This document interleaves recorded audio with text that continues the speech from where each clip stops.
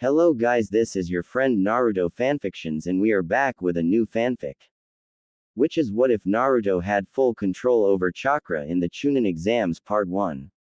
And if you enjoy this fanfic then please press the like button and subscribe to my channel for more fanfic like this. And now let's start the fanfic. 4 years later, Naruto slowly walked towards his apartment.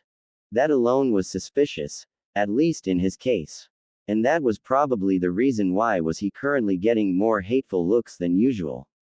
On the other hand, it was possibly simply because he was just having more time to notice them.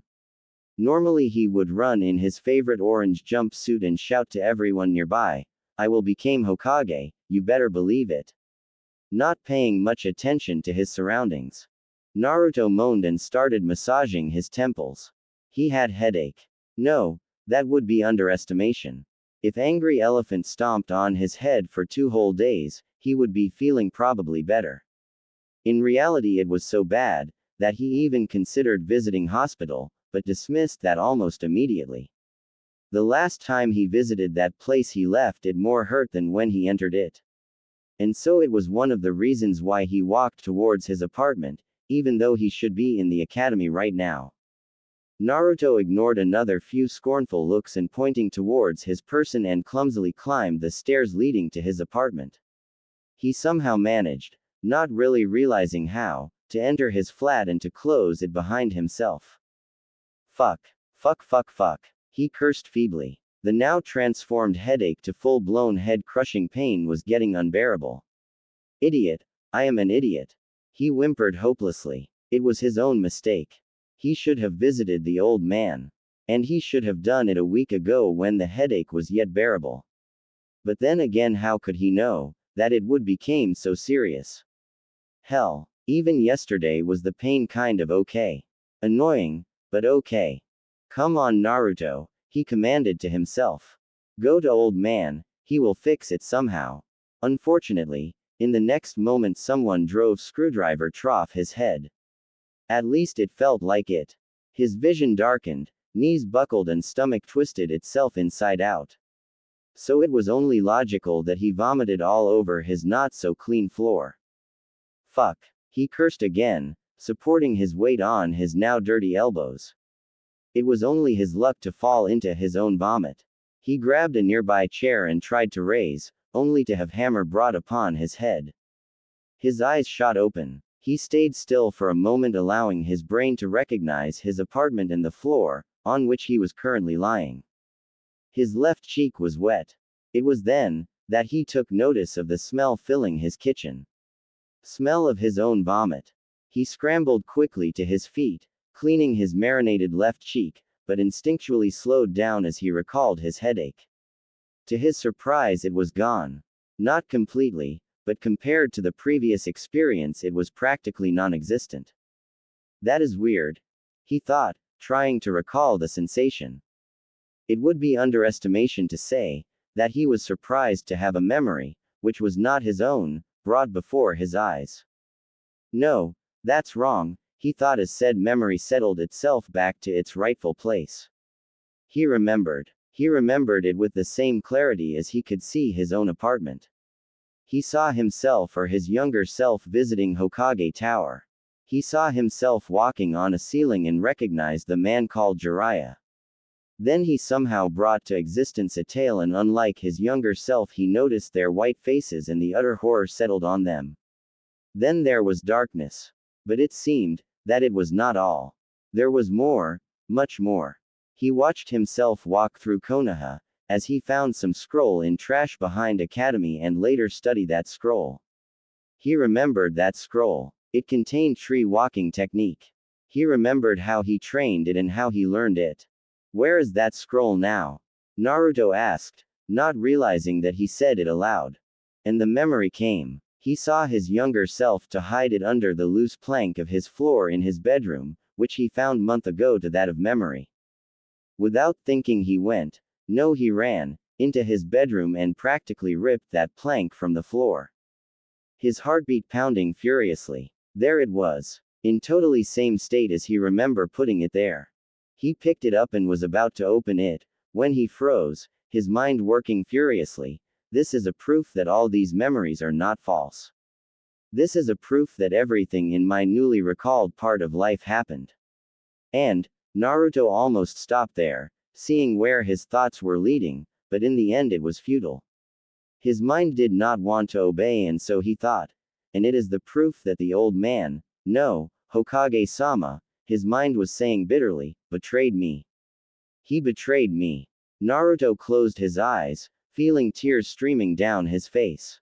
He felt himself almost to turn around and run straight to the Hokage tower. But his brain seemed to be faster than before. He realized that if he did that and demanded explanation, what guarantee he had that Sarutobi would not make his memory disappear again? I have to calm down, he said to himself in frustration. I have to calm down and think. The first thing Naruto did after that was to clean up the dirty floor in front of him. However, it didn't end there. He noticed that the floor was quite dirty even before his accident. And so he cleaned the floor everywhere. In kitchen, dining room, his bedroom, and even bathroom. Then he moved on to getting rid of the dust, washing the dishes and changing his bedding. In the end he cleaned up his whole apartment. What the hell did I do? Was his first thought when he realized it. He frowned. No, what the hell was I doing? During his whole cleaning insanity he had urgent feeling of irritation. Irritation at the whole mess he had to clean. But why? Did that mean that it wasn't only his memories that disappeared, but part of his personality as well? He shook his head. I have to find out what happened to me. But how? He asked himself, and to his surprise the answer came quickly and eagerly. I have to find out how can someone erase or at least suppress memories. The problem was that the first person to whom he would normally go for help was probably the one who caused it. Naruto took a deep breath. It didn't matter. He had to get answers. It was as if his whole being demanded them. And who was he to dispute himself? He just had to be clever about it. Naruto took off the dirty orange jumpsuit and took a shower.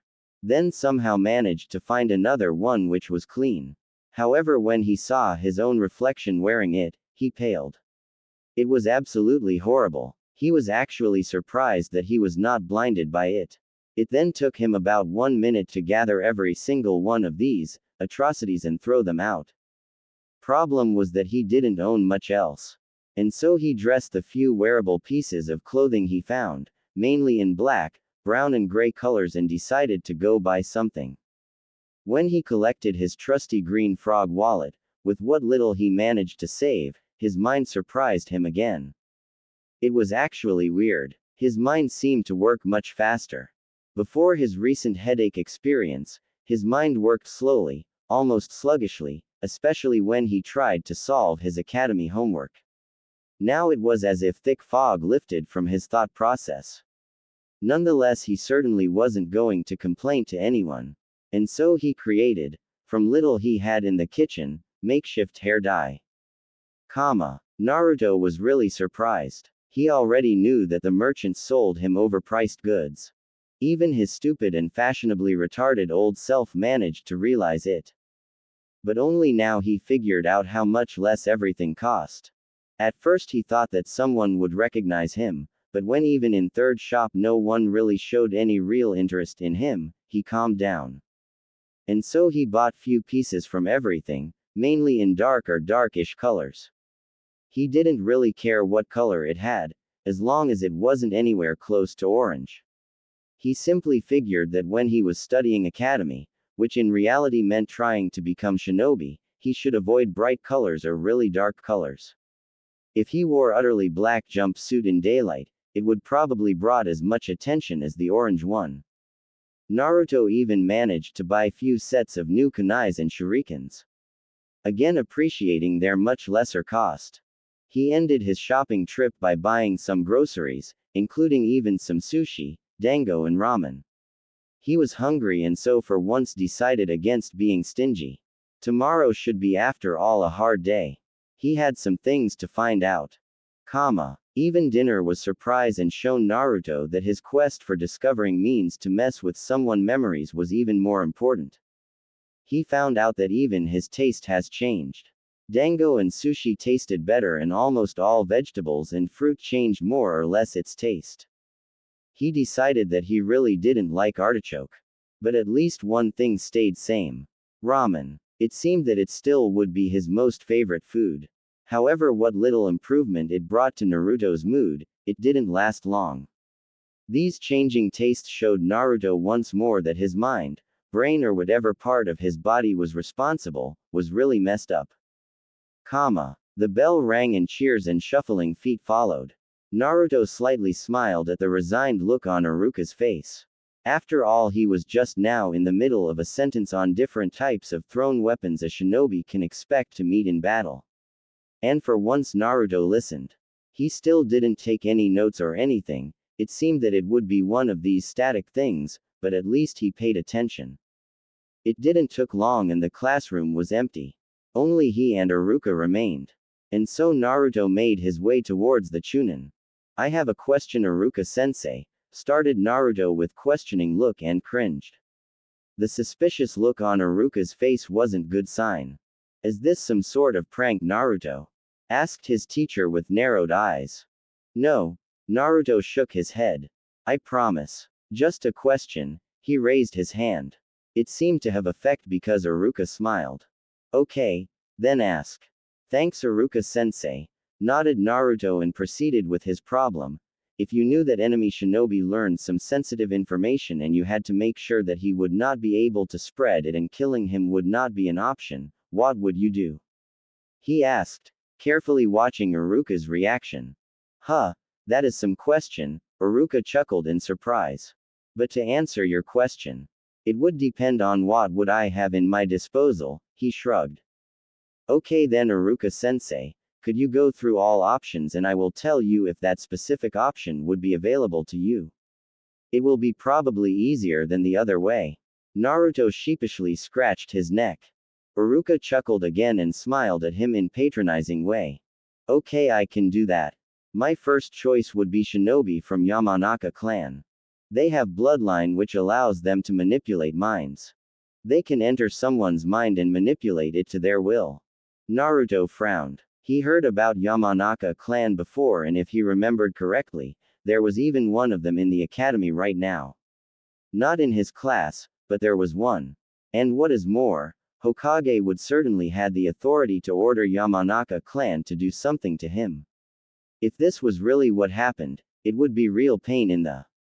He had absolutely no means how to force some Yamanaka to tell him what happened. He sighed. There was still hope that it would be something simpler. No, that is not possible, Iruka-sensei, he shook his head. What next? He asked. I suppose that it would be possible that healer, medic shinobi of master level would be able to do it. But I am not sure about that. And what is more, there is only one person of that level in entire land of fire, Tsunade of the Sannin.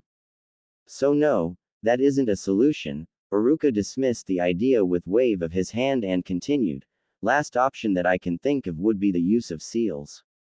But the problem with that is similar to the previous one. You would need high-level seal user to do that. I can think only about 3 shinobi up to that kind of work. Those would be the Hokage, Jiraiya of the Sannin, and maybe Kakashi Hatake. So, I guess that practical would be only the first one. Interrupted him Naruto, seemingly disappointed, but in reality he was pleased. There was big chance that Yamanaka clan wasn't mixed up in the whole situation. Yes, Iruka agreed. Okay. Thanks, Iruka-sensei, called Naruto already on his way out of the academy, while with chuckle ignoring Iruka's irritated call. Hey.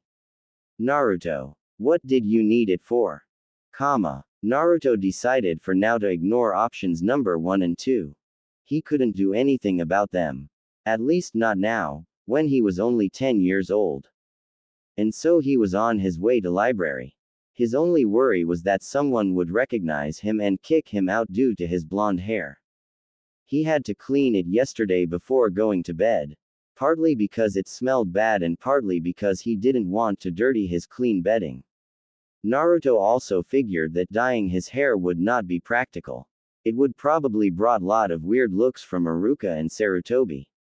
Instead, he shortened his hair a little, only allowing something about 2 centimeters.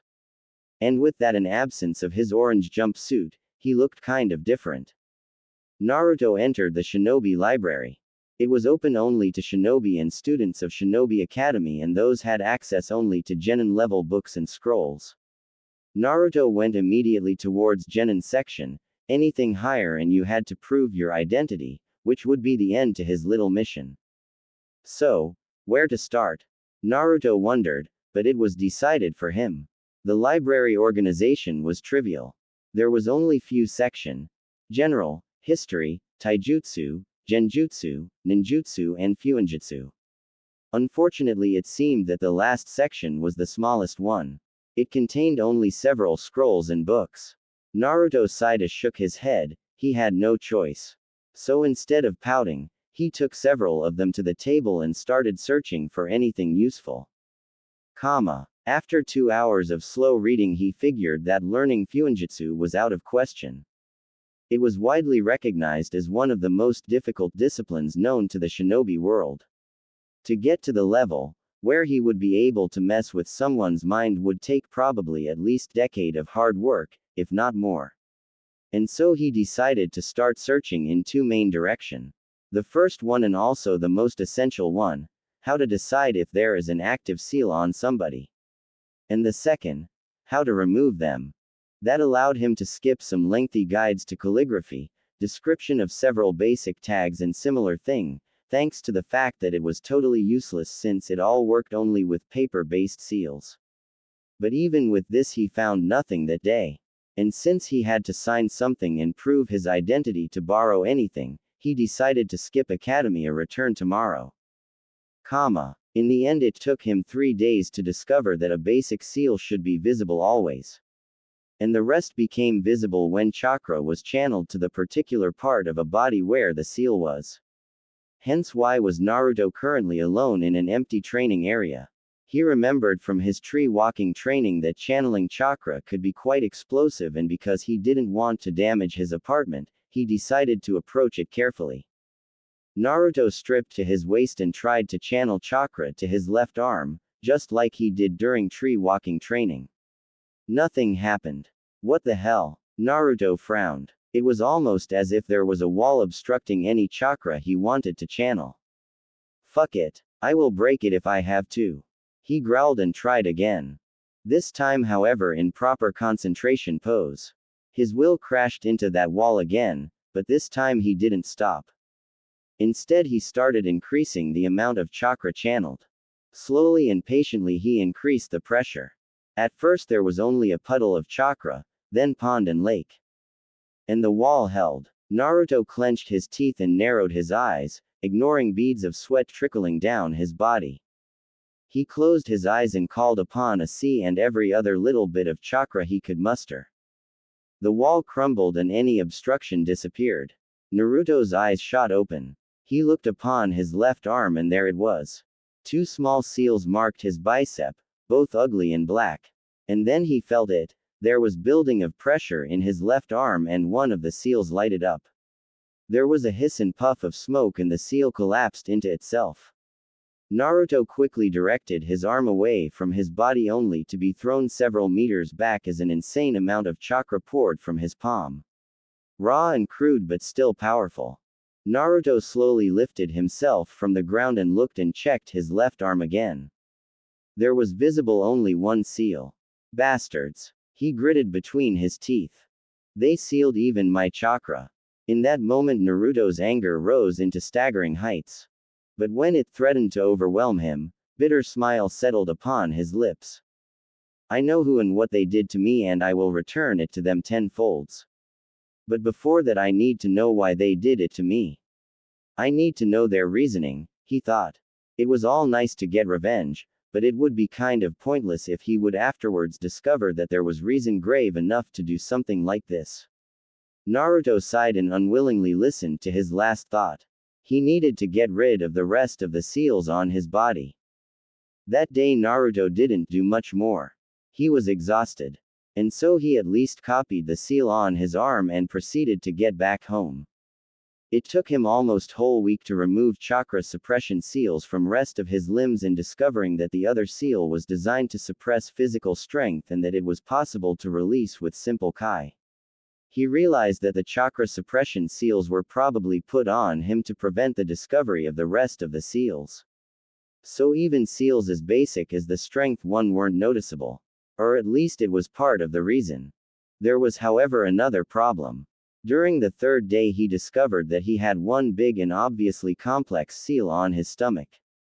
And because he was majorly pissed off by then, he tried to kai it of his body without even learning what it did. And to his disappointment nothing happened. Even trying to overwhelm it with his chakra did nothing.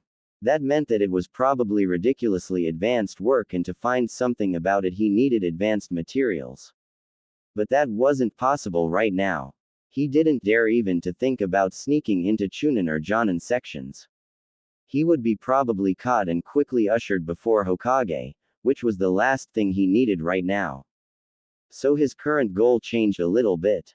He needed to become Chunin, and first step to do that was obtaining a genin rank. It took him only few minutes to find the little brochure he obtained when he has been accepted into the academy. The part he was interested in were the requirements for final test. Normal graduation age from academy was 11, which meant he had 1.5 years to meet them. He found out that the final test was composed from written test and practical test, which included throwing of kunais and shurikens, taijutsu, stamina, and demonstration of one ninjutsu. These were kawarimi, henge, and bunshin. So he had a lot to do. The first thing Naruto decided to focus on was the techniques, because all of them were described in his academy textbook and they seemed quite easy to do. Unfortunately, Naruto was unpleasantly surprised when he couldn't do a single one of them. It was thanks to his monstrous chakra capacity. It was very easy to figure out whenever you channel chakra, you almost blast yourself to bits. So that meant he had to refine his chakra control. And what is more, it would be totally stupid not to utilize such advantage. To have high chakra control and simultaneously ridiculously high chakra reserves wasn't something to sneeze at. For that purpose Naruto retrieved his scroll for tree climbing technique. And again was displeased. It was as if he never trained it. What followed was 3 weeks of hard tree climbing training. 3 was required partly because he had decided against skipping academy. There was after all written test required for graduation. And partly because he trained not only with his feet but included even his arms, palms and fingers, his back and even chest. As chakra training exercise Naruto found the basic version severely lacking. Refined chakra control in his legs and feet didn't really help with ninjutsu and channeling chakra through hand seals. After that he successfully managed to use kawarimi and henge techniques and semi-successfully clone technique. His clones were deficient, to put it lightly, and even the other 2 techniques were strained so much that they weren't really usable in middle of a fight. That resulted in need to even further improve his chakra control. Again with the help of library, he managed to ascertain 2 new ways of chakra control. The first one was the water walking exercise, which was self-explanatory, and second was kunai balancing. If you managed to successfully complete said exercise, it would allow you to independently rotate and move several kunais above your palm. Or any other limb, Naruto decided. That certainly wasn't something that genin was supposed to know, he realized. On the other hand, it was probably so insubstantial thing that it slipped into genin section. And so he copied both of them into his slowly filling notebook. Water walking proved to be similarly hard as tree walking. Of course that only applied if you finished tree climbing previously. Therefore another 3 weeks passed. After that, all 3 required techniques was quite easy to use. But even then he felt that there was significant room for improvement, mainly in chakra cost efficiency. He managed to use replacement technique somewhere around 100 times before he exhausted his reserves, which was in Naruto's opinion quite bad for something so simple.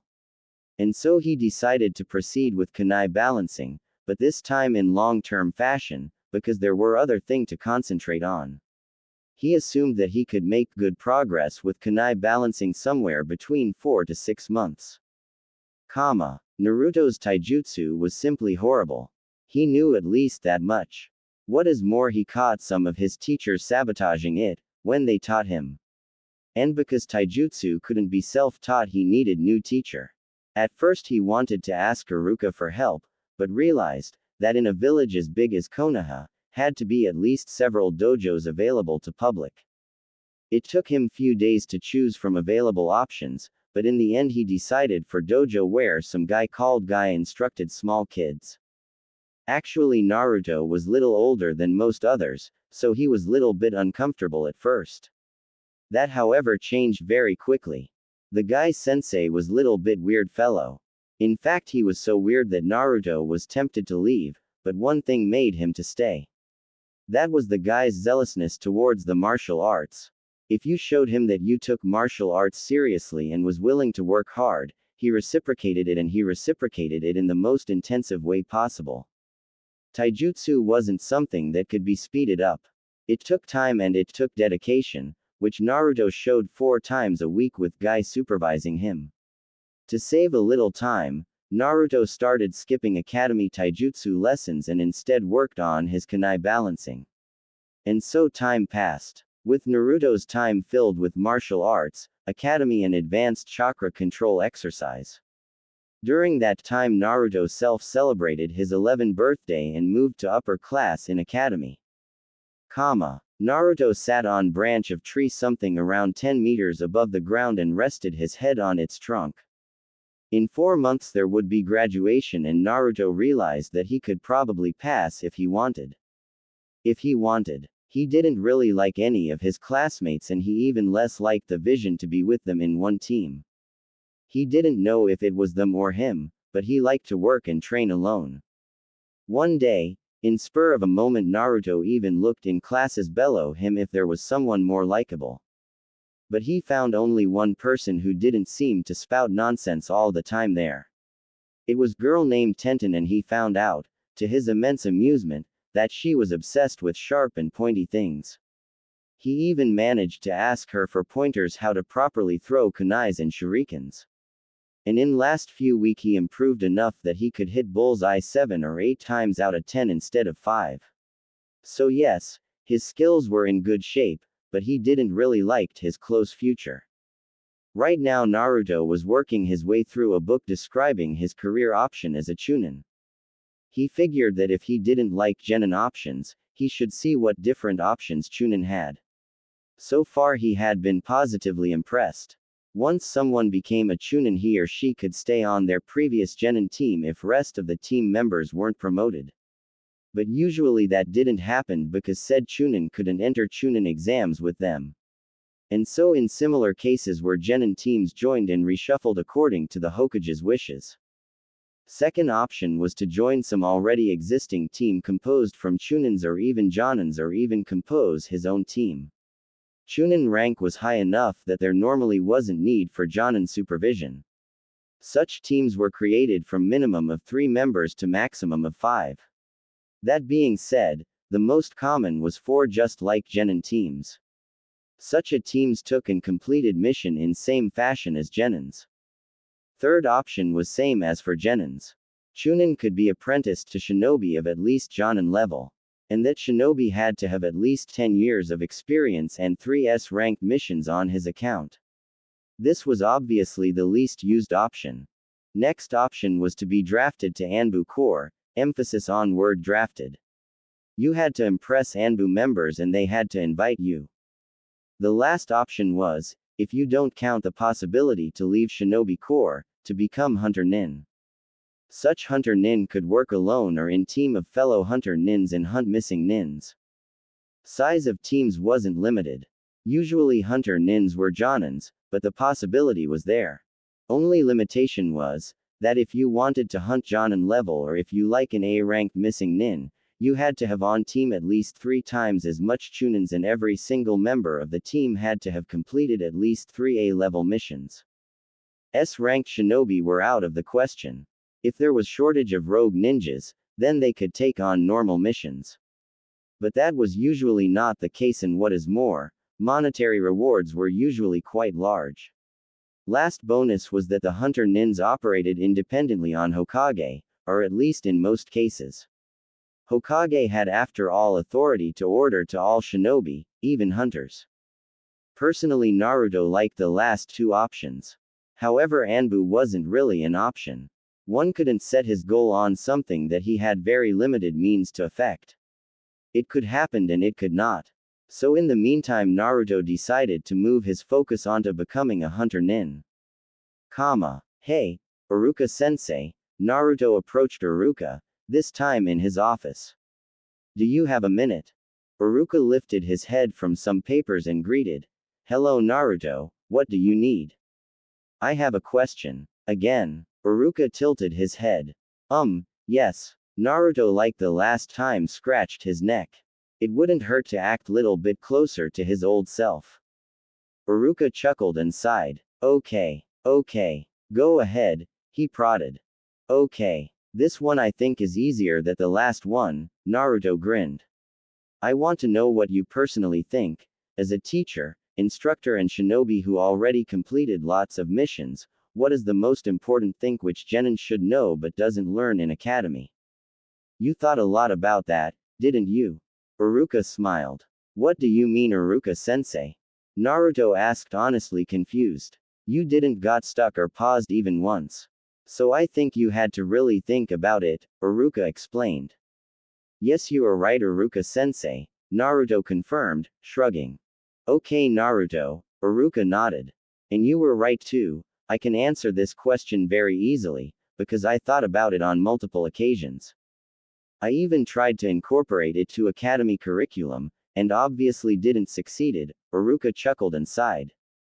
So, what I think you and everybody should know and be taught is awareness about your surroundings.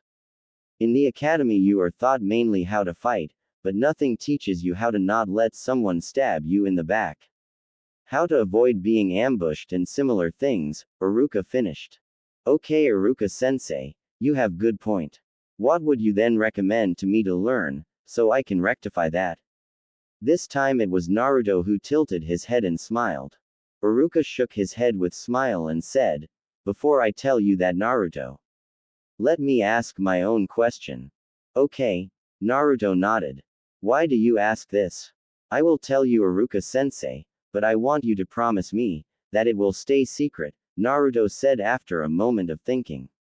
He could say him, and if Iruka promised, there was no way that he would let anyone onto it. He was that kind of guy. Iruka raised his eyebrows, now highly intrigued. He then raised from his chair and closed window and door, and then he said, I promise. Thanks Iruka-sensei. Naruto appreciated, then stated, I want to become hunter nin and I want to do it while I am Chunin. Iruka's eyes bulged. Naruto, that's very dangerous job. And how do you even know about that? I know it's dangerous Iruka-sensei, Naruto said solemnly. And because of that I am here. I want to be prepared for it. You can prepare me for it, said Naruto and met Iruka's gaze.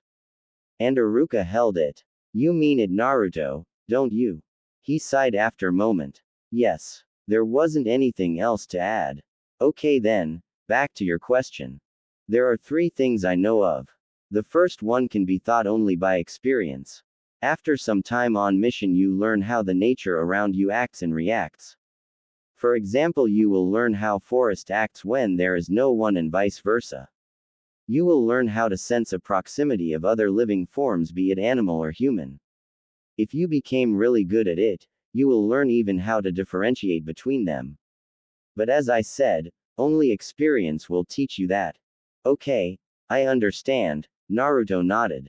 The second one is to train your senses other than eyesight, Iruka continued, now fully in his teacher mode. Most noticeably you can train touch by limiting your eyesight. But most important are, I would say, hearing and smell. Smell is kind of hard to train. You just had to come to contact with lot of different aromas and learn how to react. So again it is learned by experience, but it can save your life. For example, you can smell sweet of ninjas trying to ambush or detect poison in your food. Similar is hearing. You can hear kunai and dodge before it stabs you and similar things. That one can be trained quite effectively if you limit your eyesight. Okay, I will try that, Naruto agreed. The last one is sensor technique. It is composed of two hand seals and allows you to detect object and chakra around you. Really? Naruto said excitedly. That would be cool. And it kind of is, Iruka nodded smiling. But you need to train with it a lot to get used to it. The feedback from it is quite hard to understand at first, but the more you use it the easier it gets. Is there scroll for that technique? Naruto asked. Yes, I believe that in Konoha's library in Chunin section is few of them, Iruka nodded and proceeded to offer. I could pick it up for you so you can copy it. Would you like that? Yes, that would be cool, nodded Naruto. Then come on. I just finished here so we can do that right now. Iruka pushed Naruto out of his office, locked it and then along with Naruto headed off to Konoha's library. It was weeks since Naruto had obtained his new jutsu. It was quite easy to use. You simply had to make two required hand seals and then push a thin layer of chakra in all directions. Said chakra worked as extension of your body, providing feeling similar to that of touch. Another thing was, that chakra could step through solid object, but the cost for that was severely slowed and distorted feedback. But all that wasn't really important now. The reason Naruto was right now on empty training ground was experimentation. Few hours ago he figured out that the sensor jutsu was basically the same thing as chakra control or more precisely just another chakra control exercise. The whole thing he did last several months was manipulating his chakra to move kunais. So why wouldn't he be able to manipulate it to act as said jutsu? Naruto concentrated for a moment and created above his palm small sphere of chakra, then proceeded to push it and spread it to all directions. It worked. First object his chakra encountered was his body, thanks to which he got the distinct feel of living entity filled with chakra, differentiating from shinobi to shinobi. Next thing the chakra hit was the ground Naruto stood on. As the chakra spread more and more widely, Naruto was getting more and more details of his surroundings. But as the chakra spread and became less dense, the feedback became vaguer. That, however, didn't really matter to Naruto. He could use said jutsu much more efficiently now. For example, he could scan just one direction, or he could guide his chakra in such a way that it would evade already discovered shinobi and by extension lessening the chance that he would reveal himself by stupid use of said technique. And so he trained, not forgetting his lessons with Gai Sensei or occasional training with Tenten. Naruto neared training ground 23. Some time ago he decided to visit all of them, or at least those not restricted by rank. According to the small map of Konoha, which he copied in library, this one should contain Small Hill. It didn't matter really, but every other training ground so far were flat areas with nothing or trees, occasionally some water. Naruto released small spherical wave of chakra and sensed what surrounded him, while he continued his walk. He detected only few small animals. When he arrived at the foot of the said hill, which couldn't be higher than 20 meters, he released another wave. And to his surprise, somewhere atop the elevation he sensed faint flow of someone's chakra. Naruto continued. He had prepared kunai just in case, but what could really happen to him here in the center of Land of Fire? It didn't take long and Naruto found a little bit younger boy than himself, lying there and watching sky. He had dark hairs pulled up in some sort of ponytail. Hi. What are you doing? Naruto greeted the boy. Watching clouds, he shrugged. So you are lounging? Naruto smirked. What is your name? I am Naruto. Shikamaru Nara, but you can call me Shika, it's shorter, the boy shrugged again. Nara, that seems familiar. It's one of the Konoha's clan, troublesome, said Shikamaru. Ah, yes, you can manipulate shadows. Naruto enthused. Yes. Can you show me, please? Naruto pleaded. That would be troublesome, do I have to? Shikamaru slowly turned his head for the first time from the start of conversation and looked at Naruto. I will certainly not force you. Naruto smirked and dropped next to Shikamaru. Okay. Will you go away? Nope. Troublesome. Why not? I really, but really started to like it here, Naruto answered with wider and wider smile. Quote, comma, quote. I will have to demonstrate it, won't I? Shikamaru looked at Naruto again and sighed. Of course not. I would never force you. The smile got even wider. Troublesome. Okay, I will show you. Then he proceeded to do some hand seals and his shadow jumped on Naruto. Try to move, prodded him Shikamaru. Whoa, this is cool, said Naruto in awe. Everywhere the shadow touched him, he was completely immobilized. It's troublesome, opposed Shikamaru and released it. You could say that about everything. Watching clouds isn't troublesome. Naruto sweated. Okay, hey. I have a question. Is that power of yours manipulation of shadows or manipulation of darkness? What do you mean? Asked Shikamaru confused. I just figured that shadows doesn't exist without light, right?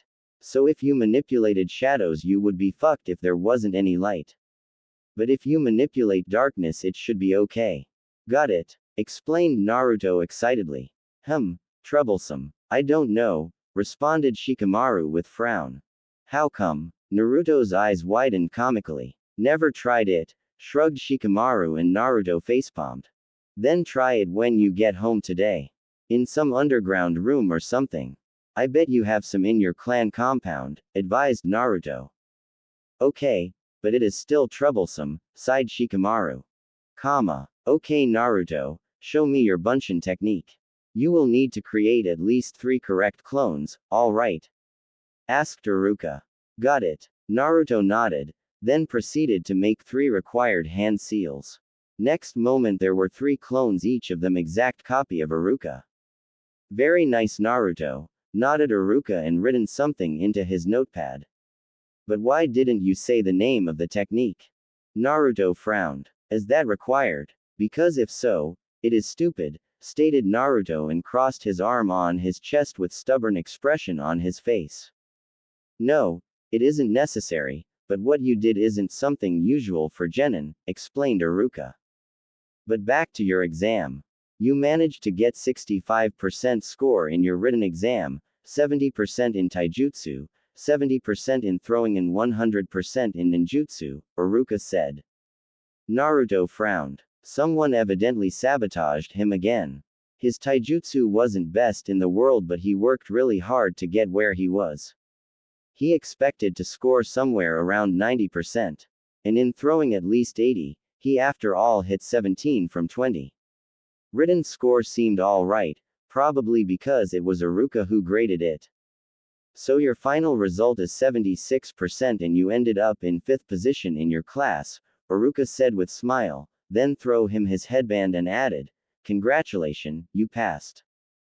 Thanks Iruka-sensei, smiled Naruto. He decided to let the sabotage go.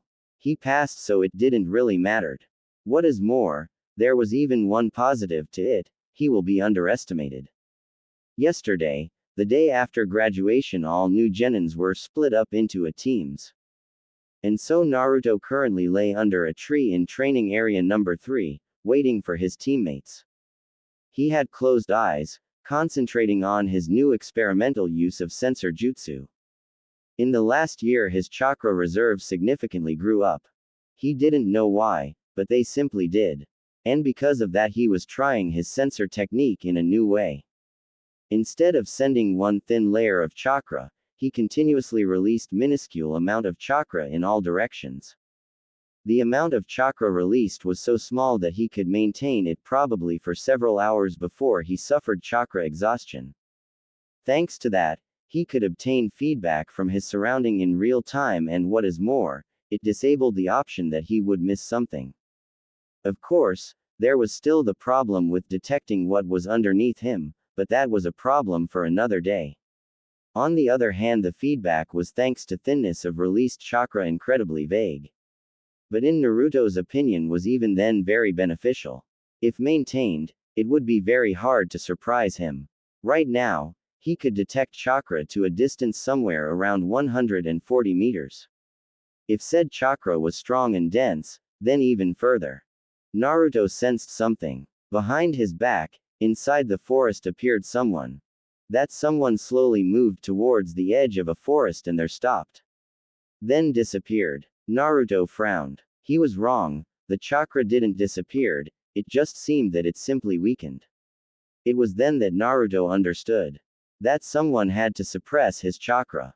Naruto could do it to some level 2 thanks to his good chakra control, but compared to this he was bad. And that person probably didn't even try. Naruto realized that this person is probably his Jonin sensei. It was man named Hayate Gecko. Naruto didn't really know much about him, besides information in his copy of Bingo book. And that was very sporadic. He was supposedly very good swordsman and could use some crescent moon attack or something. Naruto sensed 2 closing chakras from the opposite side. His teammates arrived. 1 girl, 1 boy. Hi, he called and waved at them. Hi, reciprocated the girl and sat few meters from him. Naruto sighed, it seemed that his undeserved reputation preceded him. She had blonde hairs and black eyes. It was kind of weird combination, at least in Naruto's opinion. Hello, said the boy simultaneously with her and sat next to her, ruffled his black hair and asked, I suppose our sensei didn't arrive yet? Naruto smirked. He thought about hiding his skill, but decided against it. Team was supposed to know such things so they could work together efficiently. He is hiding in the forest around 20 meters from here. Next moment he detected something small nearing towards his head.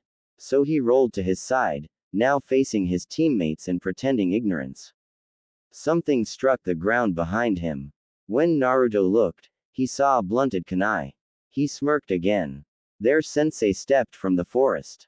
He was frowning. How did you know I was there and how did you dodge? He asked. Sensor jutsu. Naruto smiled innocently. That seemed to surprise his sensei. That's impressive for someone so young, he nodded still frowning. It seemed that he wanted to add something but Naruto interrupted him. I modified it little bit, sort of, so I was able to dodge that. Okay, so everyone, you already know that my name is Hayate Gecko. I like swordsmanship and dislike useless show-off techniques and chronic coughing. There is probably more to say but, cough, he shrugged and continued, so, that's me and now you. Smartass here can start, he smirked at Naruto, who pouted. That's mean Hayate-sensei, but alright. My name is Naruto Uzumaki. I like training, especially chakra control exercises, ramen and few other things. I don't like artichoke, attitude of this village towards me and few other thing, he crossed arms on his chest with his head stubbornly held high. Others seemed to look a little bit uncomfortable. Cough, cough, now the blonde, Hayate managed to say. Hi, I am Midori and I am orphan and don't have family name. I don't like people making fun of orphans and I don't like sweets. I like sour and bitter things and poisons, she reviewed while looking at the sky with hands behind her head. And the last one, cough. The boy nodded. My name is Saburo, but you can call me Sabu. I am an orphan too. I prefer taijutsu and dislike pretty much everything else in terms of training. Till now I could eat everything without a problem, he shrugged and turned to Hayate. Okay, so now when we know each other, is there something that you would like to ask me or your teammates? Yes, nodded Midori sharply. Naruto, can I call you that? Sure thing, waved Naruto lazily. Okay, I would like to know, why does the whole village hate you? Whenever I asked someone, they refused to tell me, she spread her arms dramatically and Hayate seemed to get especially harsh coughing fit. Right, jumped Naruto pointing at nothing particular. Exactly. I would like to know that too. Every single adult in this village knows, but not me. I bet even Hayate here knows. He turned to his sensei with expectant look. Started Saburo, I heard that Hokage created law that forbids to tell anyone. And if you do, you will be executed, he shrugged. What? And you know what is it about? No, Saburo shook his head. But it will be something pretty serious if such measures were created. Naruto massaged his temples. Fuck my life, he sighed. Started Hayate. Naruto, I am sorry, but Saburo is right. Only person in the whole village who has the authority to tell you is Hokage. You will have to take it up with him, he shrugged. I got it, said Naruto and then proceeded to mutter something about old geezers. His other three companions seemed to redden very fast after that. So, started Hayate again after a moment. Normally each Chunin gives his genin team test to see if they are really ready. This basically tests whatever said Jonin think is important. But I don't like it. If you don't know something, then you can learn it. For example, some Jonins test teamwork, but I think that sending team back just for that is stupid because it can be learned. Another example is that some Jonins test willingness to work hard, but again even that can be trained.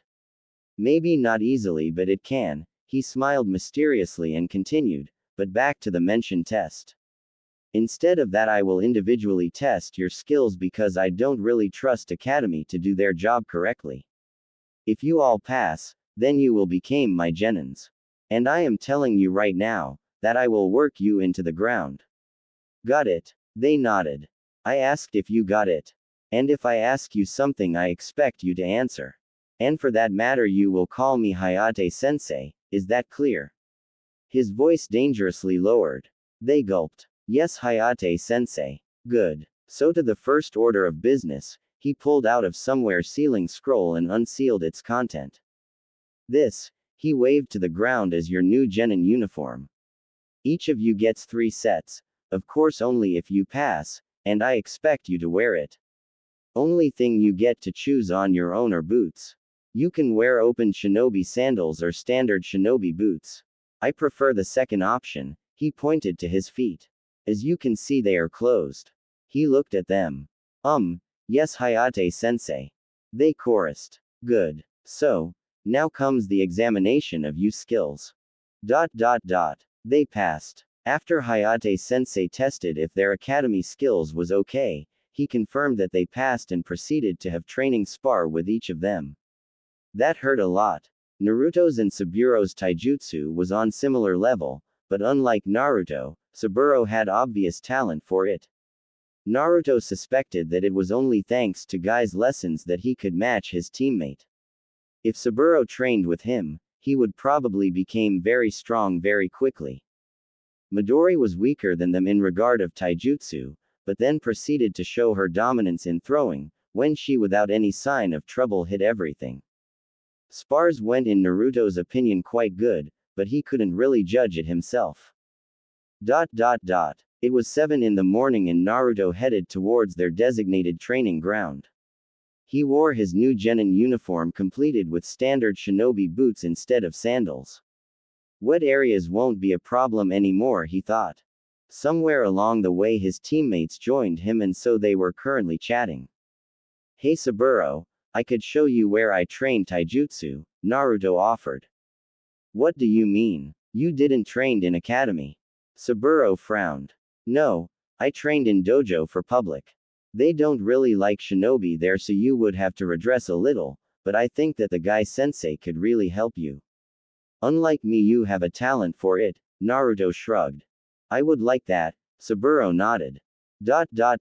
So now, when you finally at least look like a proper genins, we can start training, Hayate started immediately after he arrived. The main purpose of genin is to training for Chunin exams which are held every 6 months and each time in different elemental nation.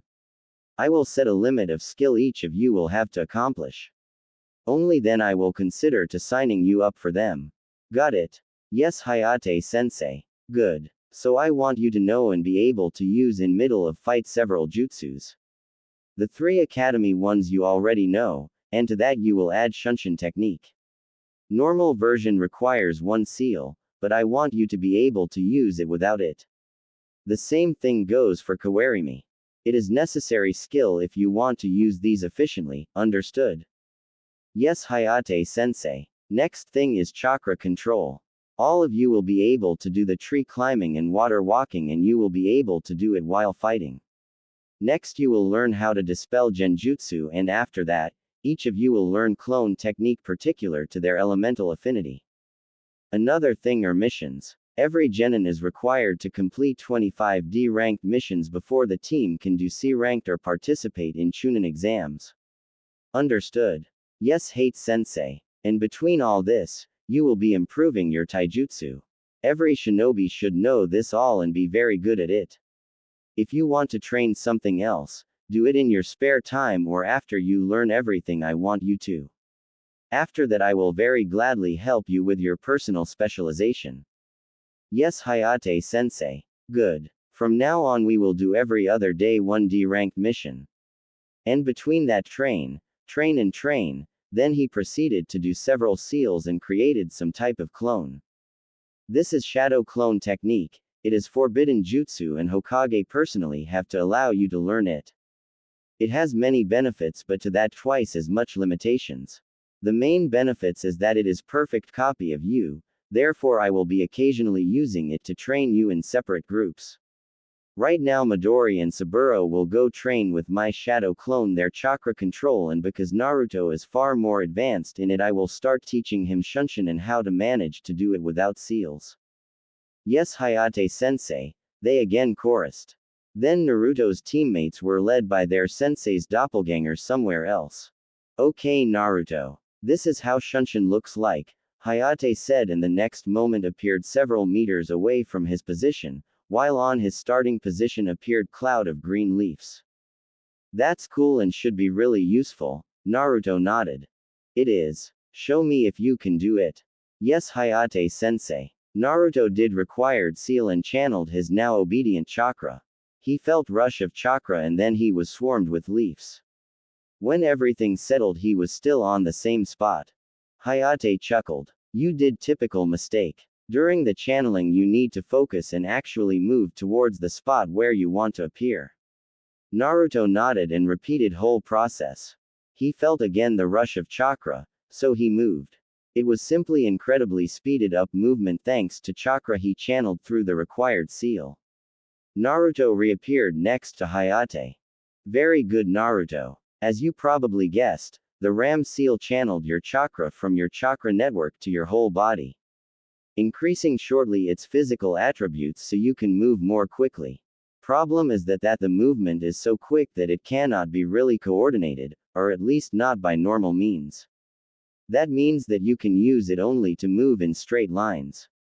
Got it. I understand Hayate sensei, Naruto nodded. Good. I want you to train with it a lot, but before that I will explain you how to use it in seal-less fashion and the theory behind it so you can apply it to kawarimi and other techniques. Hayate paused for a moment and then continue. I will need a water surface to explain, so follow me. You can only use Shunshin. Got it Hayate sensei. Naruto nodded, already creating the ram seal. Do you see that pond Naruto? Asked Hayate. Yes, said Naruto, for a moment forgetting to answer properly. After so much Shunshins in so rapid succession he was quite disorientated. You will get used to it after a while, smirked Hayate. But back to the theory. Imagine that this pond is your body and this stone, Hayate showed him small pebble, as the channeled seal. Every channeling of seal gives your body some type of feedback. Similar to this, Naruto's sensei then threw the pebble into the pond, creating a circular ripples on its surface in the process. So far with me? Yes sensei, Naruto nodded. So this ripples are the feedback, and to be able to do a jutsu without seals you need to recreate this, only using your chakra control. That is like with my sensor jutsu. Naruto realized. Hayate raised an eyebrow. Explain. I can use the sensor jutsu without seals. I can recreate the effect of said jutsu with only my chakra control. Thanks to that I was even able to modify it. Instead of one layer I release continuously chakra, hence I was able to dodge your kunai. I see. Yes, you did something similar, but there is one main difference. The sensor jutsu has a lot of freedom in this aspect. But for other techniques you will need to do it exactly the same way. I got it sensei. Naruto nodded. Okay, so what I showed you works for one seal jutsus. But for example 3 seal would be much more complex. Imagine that first seal will result into circular ripples, second into triangular ripples and third into square ripples. Can you imagine what would be the result be if you put them all together? Not really, shook Naruto his head. It would be something really complex. Exactly. And you need to realize that feedback of the seals aren't just simple geometrical objects. Their effect on the body is very complex and practically anything what is composed from more than 3 seals is not possible to use without them. So that means that it isn't really our chakra control what limits us, even if it is incredibly important for use of jutsus without seals. It is our natural inability to comprehend the joint feedback of high amount of seals.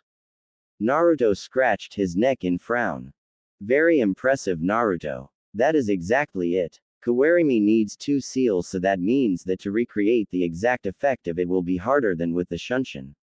I cannot really help you with the training itself because it is highly dependent on your understanding and feeling of chakra control, which is different for every shinobi. Yes, Hayate-sensei, Naruto nodded. And so they trained.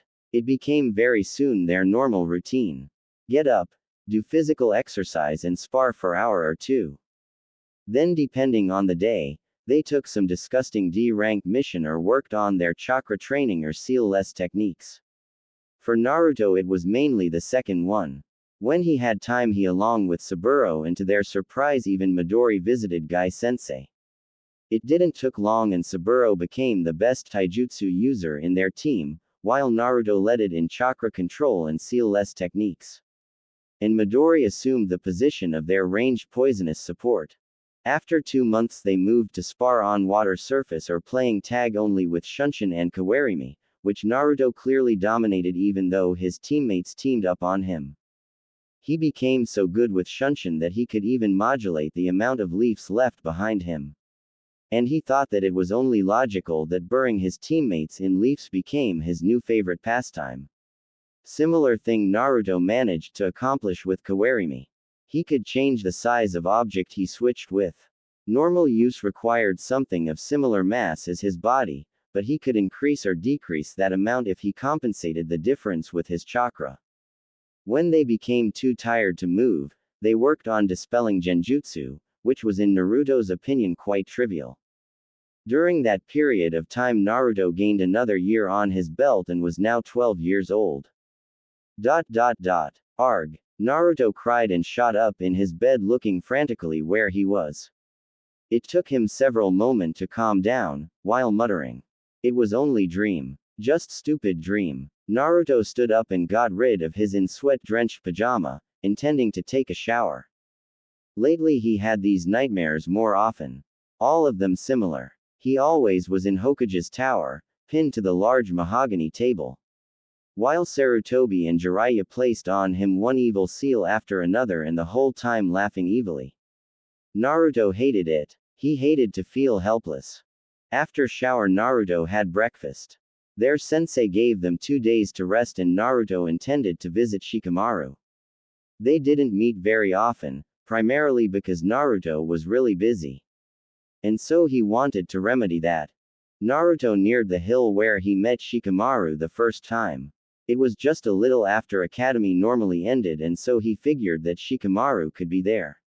He after all liked to stay away from his nagging mother as much as possible.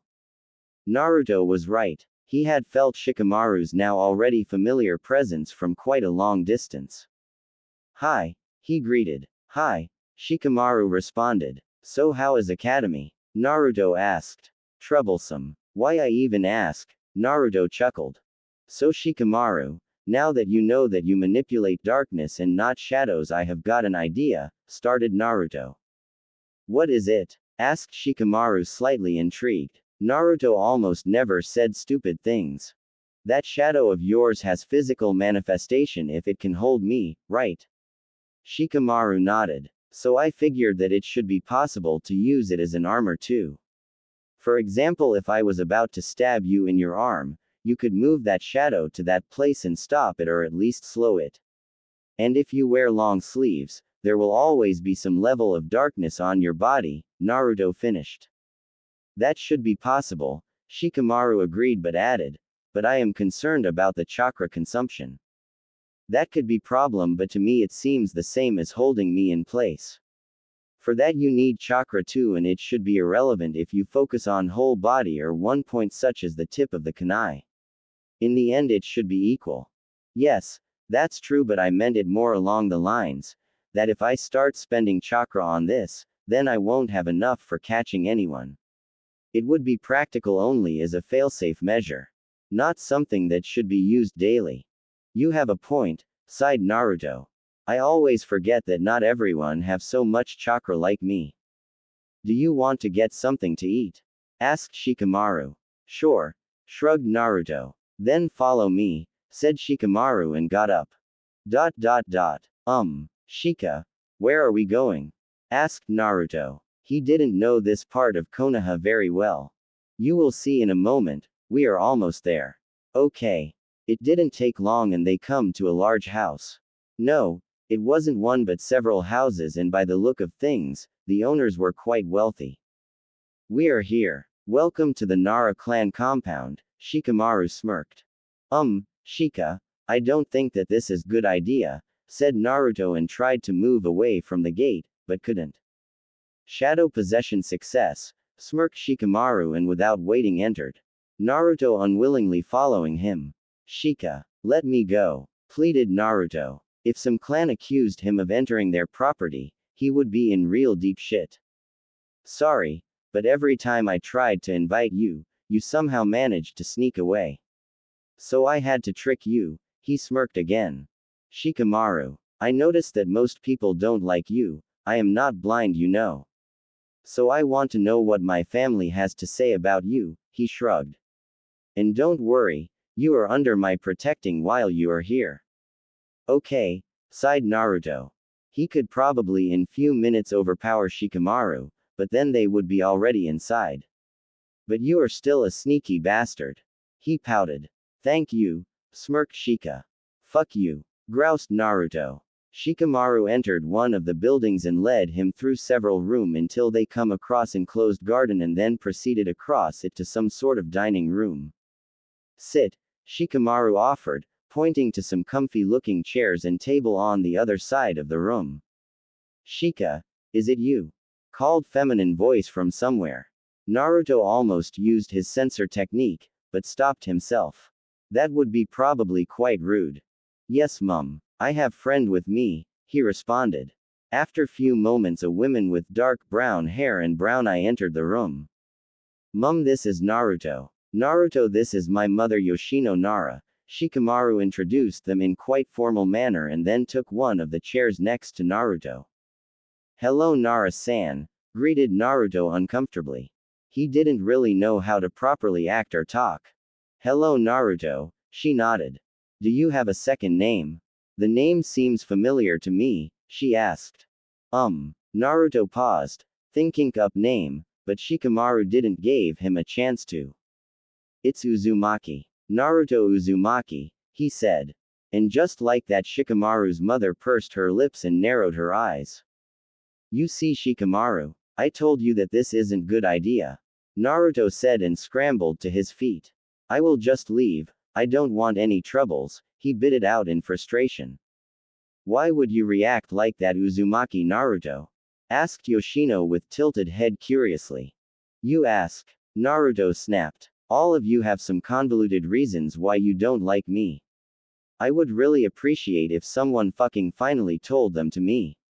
And with that he turned only to bump into someone. It was man, and if Naruto wasn't blind he was older copy of Shikamaru. Hello Uzumaki Naruto, he smirked. I am Shikaku Nara, Shikamaru's father and head of the Nara clan. I am sorry Nara-san, I was just leaving, Naruto cringed. Dad, could you stop scaring Naruto? I invited him for some lunch, not for you to torment him, Shikamaru drawled. Sit down Uzumaki and calm down, said Shikaku. We cannot tell you anything, there. I know about the stupid law, groused Naruto with his arms crossed. Shikaku raised his eyebrows. Interesting. When Naruto left, Shikaku Nara sighed. He needs to be told, said his wife. I don't want to see that frustration and anger turn into something much worse. Yes, yes, he needs to be told. But you know Sarutobi, he will not listen. Only chance would be to bring it up on council meeting and outvote him, Shikaku thought aloud. The next council meeting is in 1 week. We shall prepare for it, nodded Yoshino. I will contact Inoichi and Choza, troublesome. Do we have anything else to discuss? Asked Sarutobi, looking through his papers. There is one thing, said Shikaku. Go ahead. I would like to bring up the matter of Uzumaki Naruto. Sarutobi tensed. What is with him? Did something happen? No, nothing like that. Shikaku shook his head and continued. He needs to be told what he contains. Sarutobi and Danzo draw in a sharp breaths. Each of them for different reason. No, he is far too young. I do not agree with you, Hokage-sama, interrupted him Shikaku. He is already genin, and he could be any time signed up for Chunin exams. And you know that sending a jinchuriki into another land without permission of its Hokage is forbidden. It is practically a declaration of war. And even if you had said permission, then sending Naruto away without knowledge what he contains is asking for disaster to happen. He could try to compete in Chunin exams held in Konoha, tried Sarutobi. And when he will not get promoted, you will make him and his whole team wait for another 2 years. Or you will separate them. No, of course not, managed Sarutobi. He wasn't prepared for this to arise, and all of Shikaku's arguments were unfortunately valid. Okay, but this brings another question. Where did you plan to tell him? When I would deem him appropriately mature, Sarutobi said. You know, I met Naruto a week ago. My son Shikamaru befriended him and brought him into Nara clan compound. And let me tell you that Naruto is very smart young man. Quite mature too. I am glad to hear that, smiled Sarutobi. But there is one problem. He harbors strong dislike for you. What do you mean? Sarutobi frowned. This certainly wasn't good sign in Jinchuriki. He appears to be aware of the law you created and knows that you are the one who keeps him in the dark. I will quote him, verbatim. All of you have some convoluted reasons why you don't like me. I would really appreciate if someone fucking finally told them to me.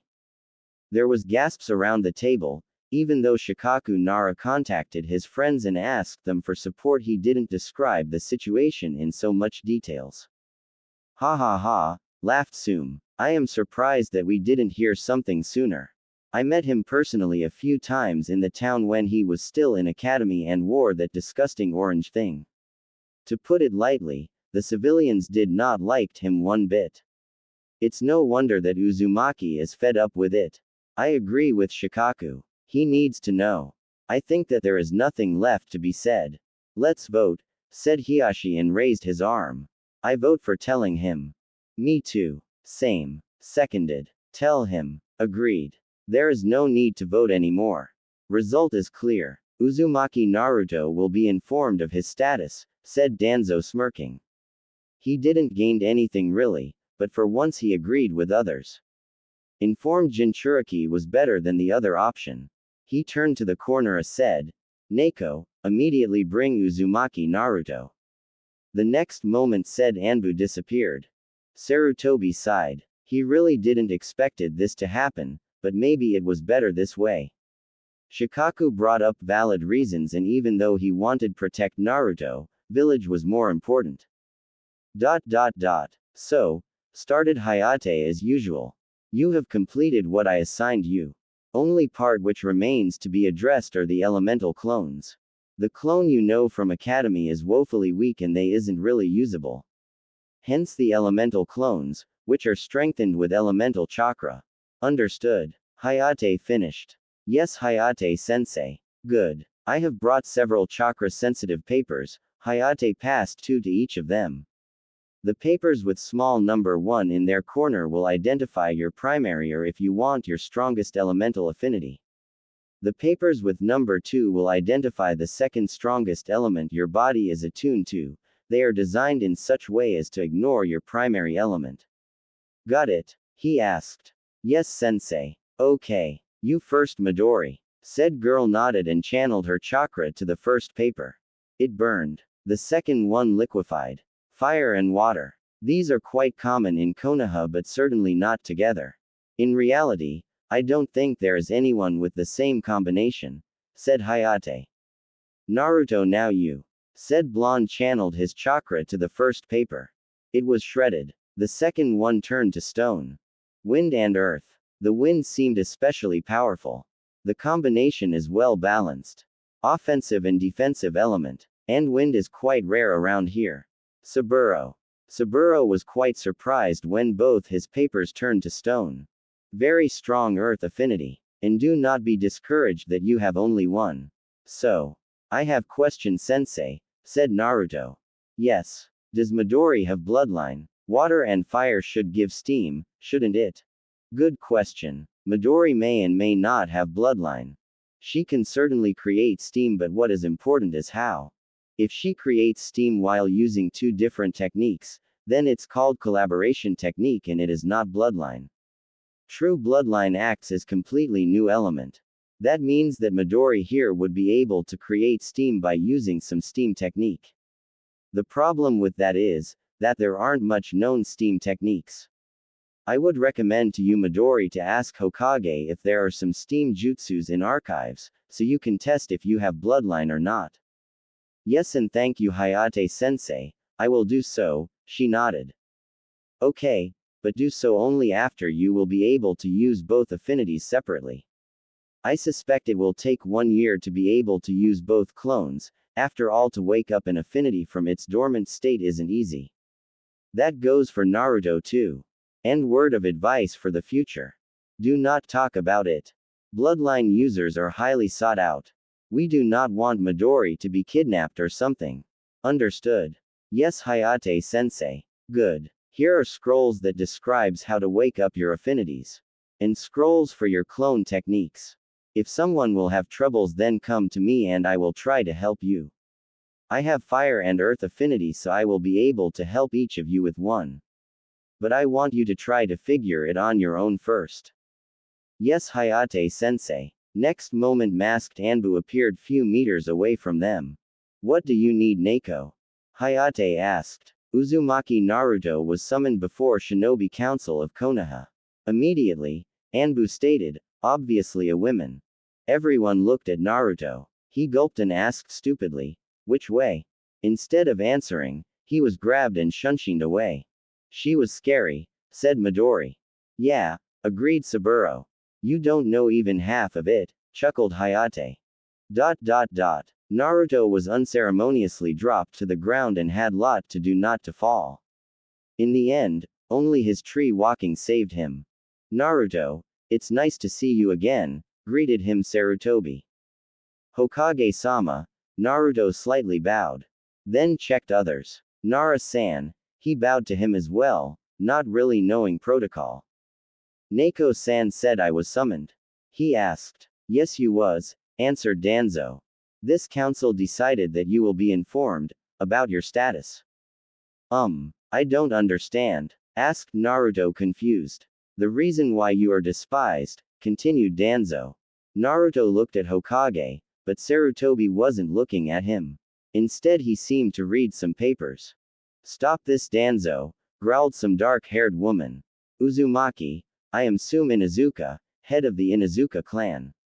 And you was summoned so we could inform you that you are jinchuriki. Naruto wanted to ask what jinchuriki was but was halted when she raised her hand. Are you aware that 12 years ago, one of the tailed demons attacked this village? Naruto nodded. Yes, the 9-tailed fox. Yondaime Hokage killed it. That's not true. Tailed beasts are demons, if you like, cannot be killed. They are immortal. Only way to stop them is to seal them away, Naruto paled. He started to understand where this was leading. Yondaime didn't killed it but sealed it into newborn baby. That was you, Sume said, confirming his fears. And because I contained something that annihilated half of this village, the second half hates me for it, Naruto croaked. Yes, that is precisely it, Sume nodded with soft expression. After all, Naruto was just a puppy who needed a hug. Alright, he managed to say. Can I leave? Yes, you can, Naruto. But if you want talk about it, do not hesitate to come to me, Sarutobi said. Naruto reluctantly nodded and turned to leave, but stopped. Where is the seal which holds Kyuubi? On your stomach, answered Sarutobi. Okay, said Naruto and left. Naruto returned to the training ground. He pulled his Earth Affinity scroll with intention to study it when someone plucked it out of his hand. What are you doing, Hayate-sensei? Asked Naruto. I want to know what happened, shrugged Hayate. Nothing much, they just told me that I am Jinchuriki. Can I have my scroll back now? No, I think that you need sit down and think about it, shook Hayate his head. But I am alright, I contain a demon, so what? Naruto cried, then was punched into the jaw so hard, that his vision blackened and he had to really try to stay conscious. You are not alright. If you were alright, then I would never be able to surprise you and take this scroll away from you. You use that sensor jutsu of yours practically all the time. So if you are done whining, then I want you to sit down and think carefully about it. You are excused from training for today and you can pick this scroll tomorrow. Got it? Hayate snapped. Yes, sensei, sighed Naruto. He didn't feel like moving, so he stayed on the ground and just rolled on his back. It seemed like good opportunity to watch clouds.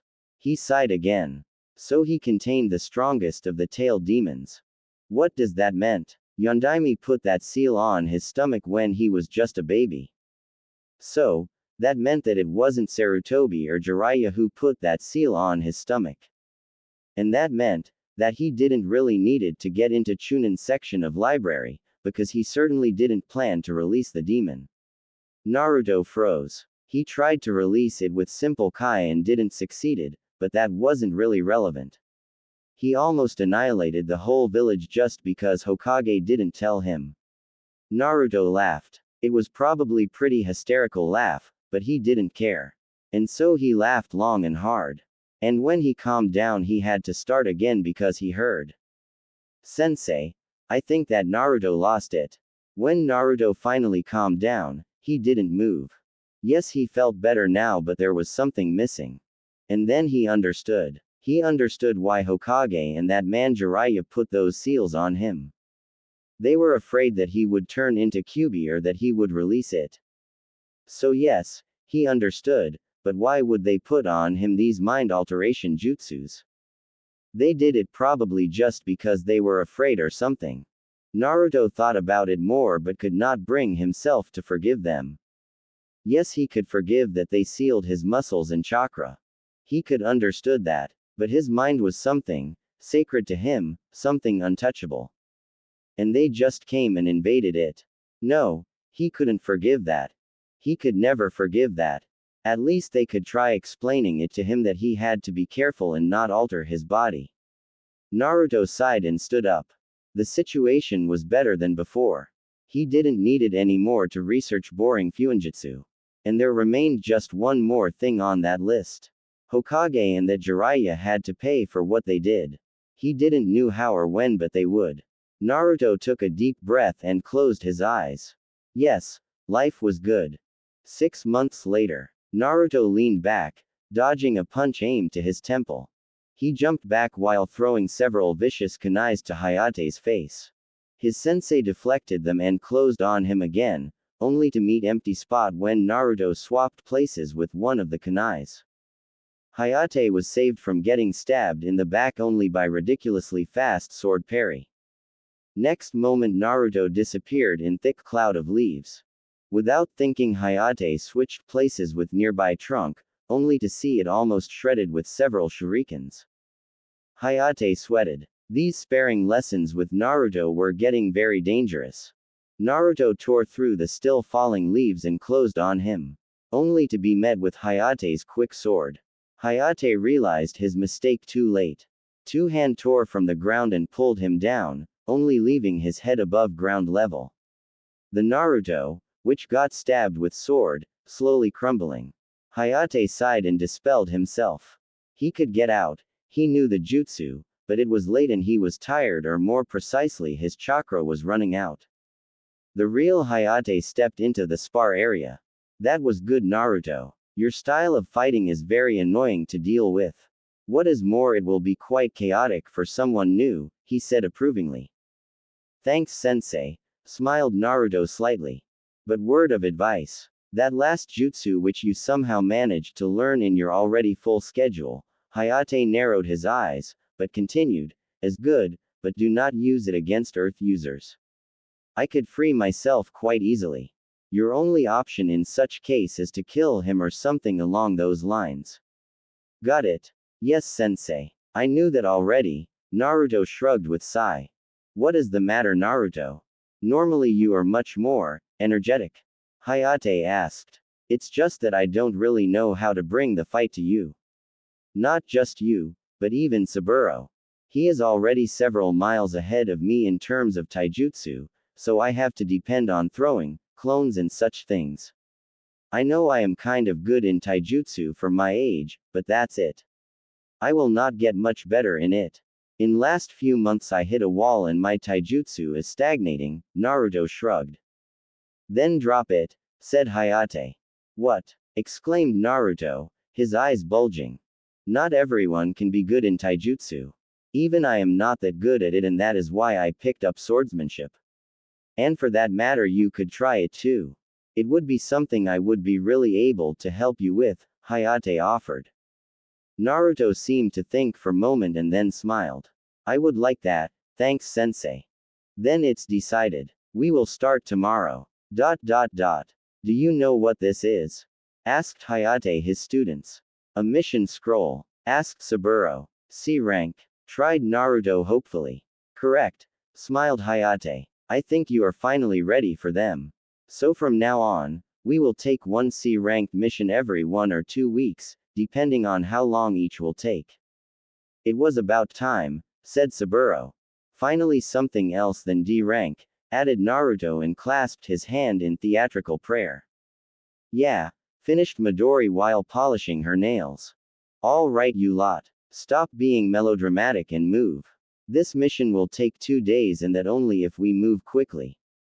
What is our objective? Asked Midori. We have to deliver a payment to a small town up north. We should be able to reach it tonight and complete our mission. And the next day we will return.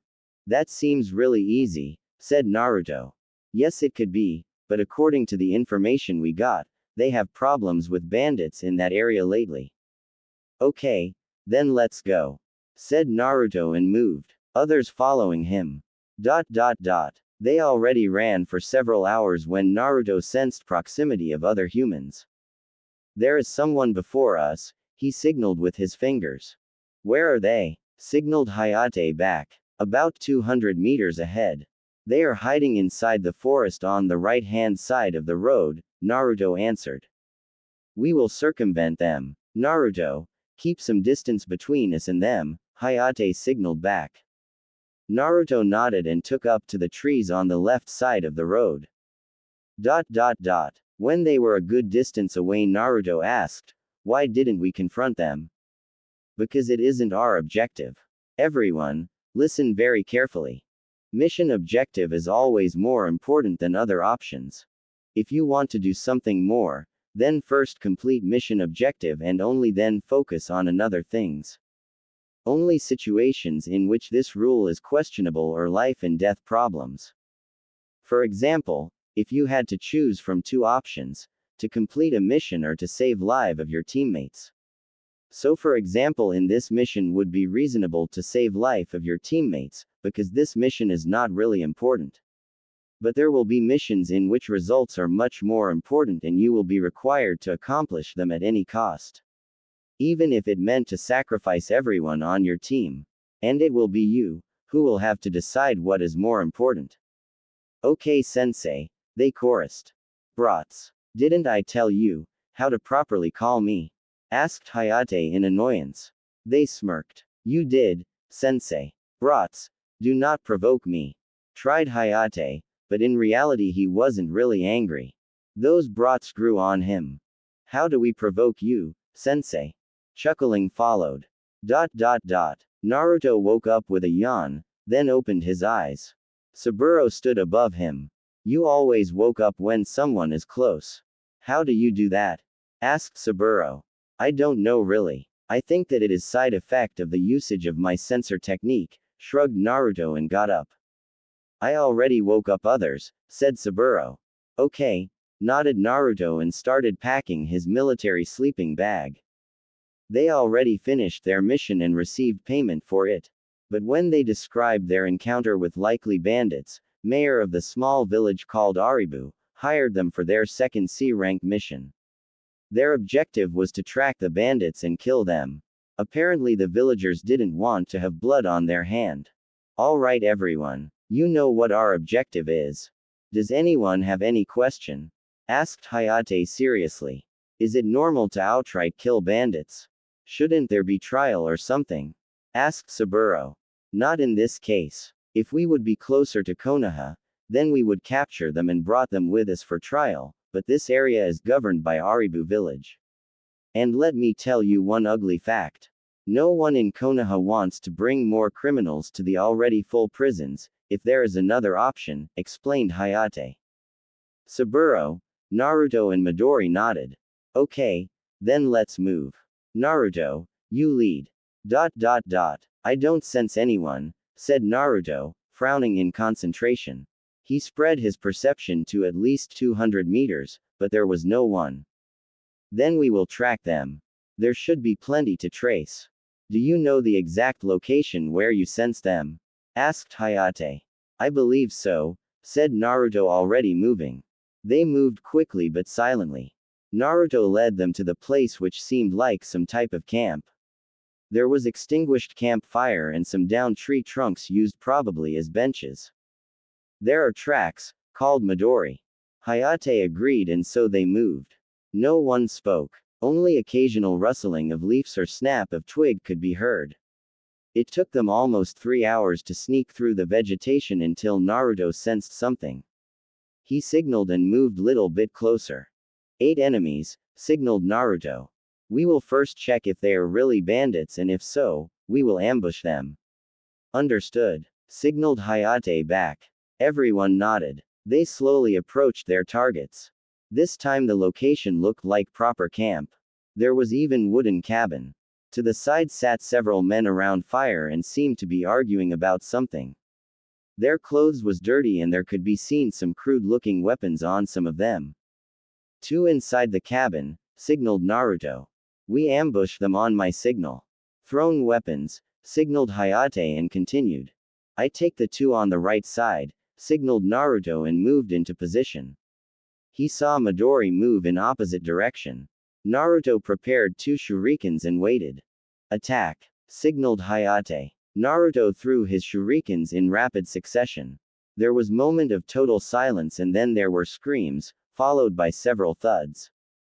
Steps could be heard and in next moment another 2 bandits emerged from cabin. But before they could even take in what was happening, 2 shurikens penetrated their carotid arteries.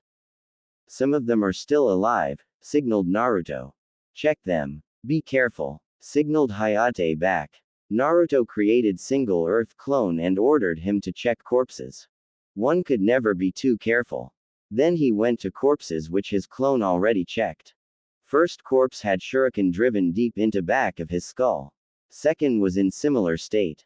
Naruto saw Midori and Saburo checking the rest of the first 6 bandits and so he went to check the last 2.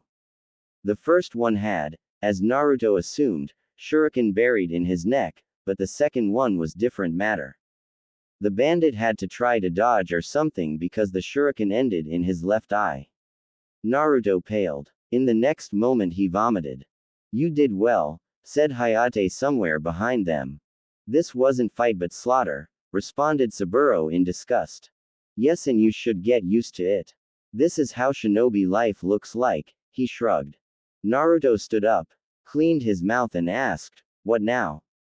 Now we clean up after ourselves, Hayate said. You mean, started Midori, her face quite sickly colored, but was interrupted. Yes. You need to pick up your weapons, sighed Hayate but continued. I don't like it either, but this is common practice.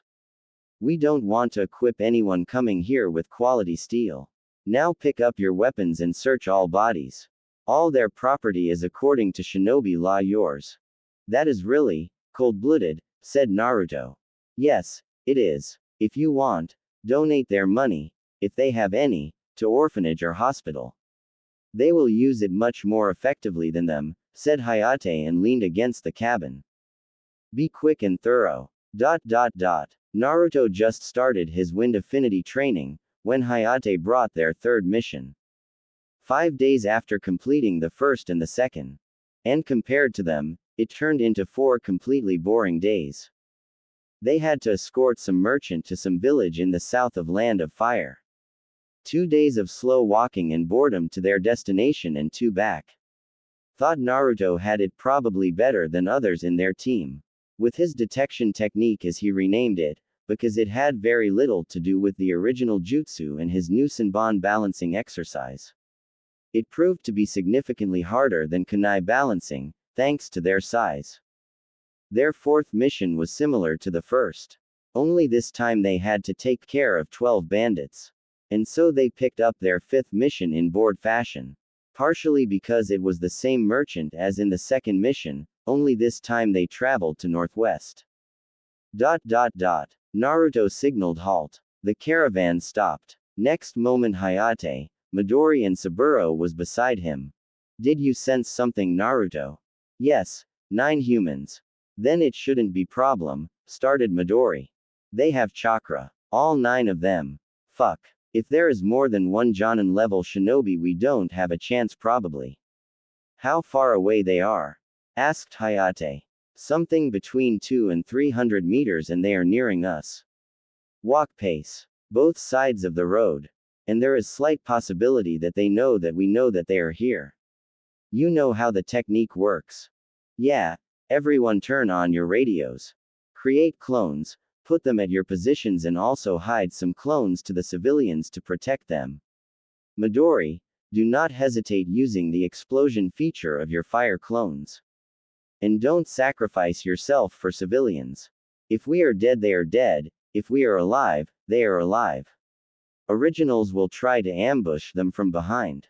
Naruto, which side's chakra is stronger? Left. Probably. Saburo with me on the left side. Rest to the right. Understood. Yes. Hayate signaled for the caravan to move. Spread. Naruto and Midori created several clones and gave them orders as quickly as possible. Then run into the forest. Naruto sensed the shinobi about 100 meters ahead. He signaled Midori good luck and silently climbed on one of the trees. He sensed 3 chakras on the ground and 2 up in the trees. He carefully pulled out from his pouch 2 rolls of ninja wire and put them into his palms. He channeled chakra and 2 kunais rose from his sides to hover above his palms.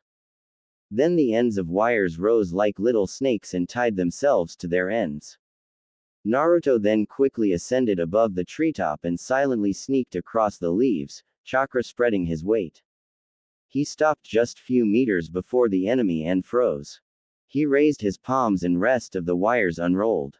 He willed his chakra alongside their length and focused on the 2 closest shinobi. His wires slowly sneaked down through the trees, more deadly than poisonous snake. He frowned in concentration as the ends closed on the ninjas and slowly started circling their throats, while matching their movement. When the circles were complete, Naruto started tightening them. Slowly, without any abrupt movement. He grabbed the kunais, with one of them clicked on the microphone to indicate he will start the attack. In the next moment Naruto tightened the ends of wires as much as possible, then dropped his water walking technique and shunshined himself towards the ground. Before crushing himself on the ground saved him only the wire connected to his kunais. He heard short screams and snap of bones. Naruto stabbed the kunais to some trunk nearby. Just in time to bend down under an attack meant to lop his head off of his shoulders. He swapped himself with nearby tree trunk and proceeded to flick his wrist, releasing several shurikens. Something detonated nearby and Naruto heard screams.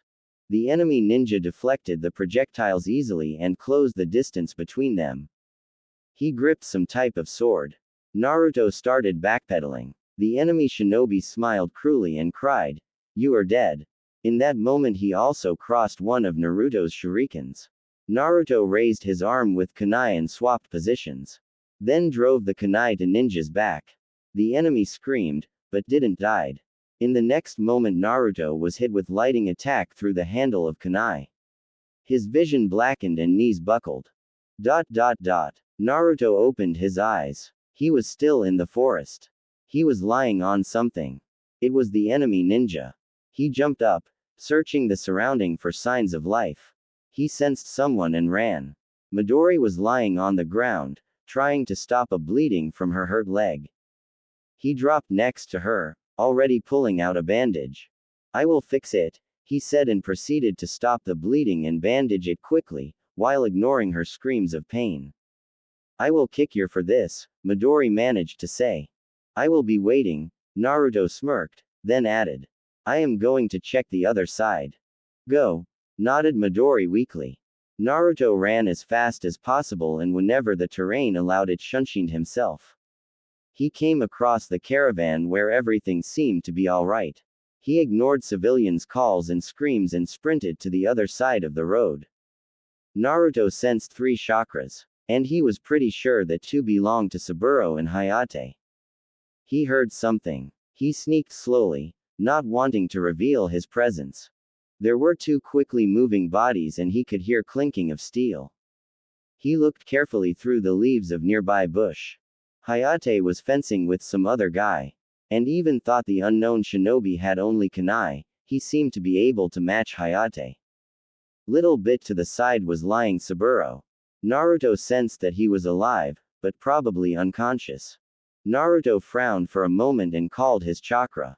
Then disappeared under the ground. He moved carefully, letting the earth flow around and through him, his body saturated with earth chakra. He moved towards the 2 opponents and stopped under their feet.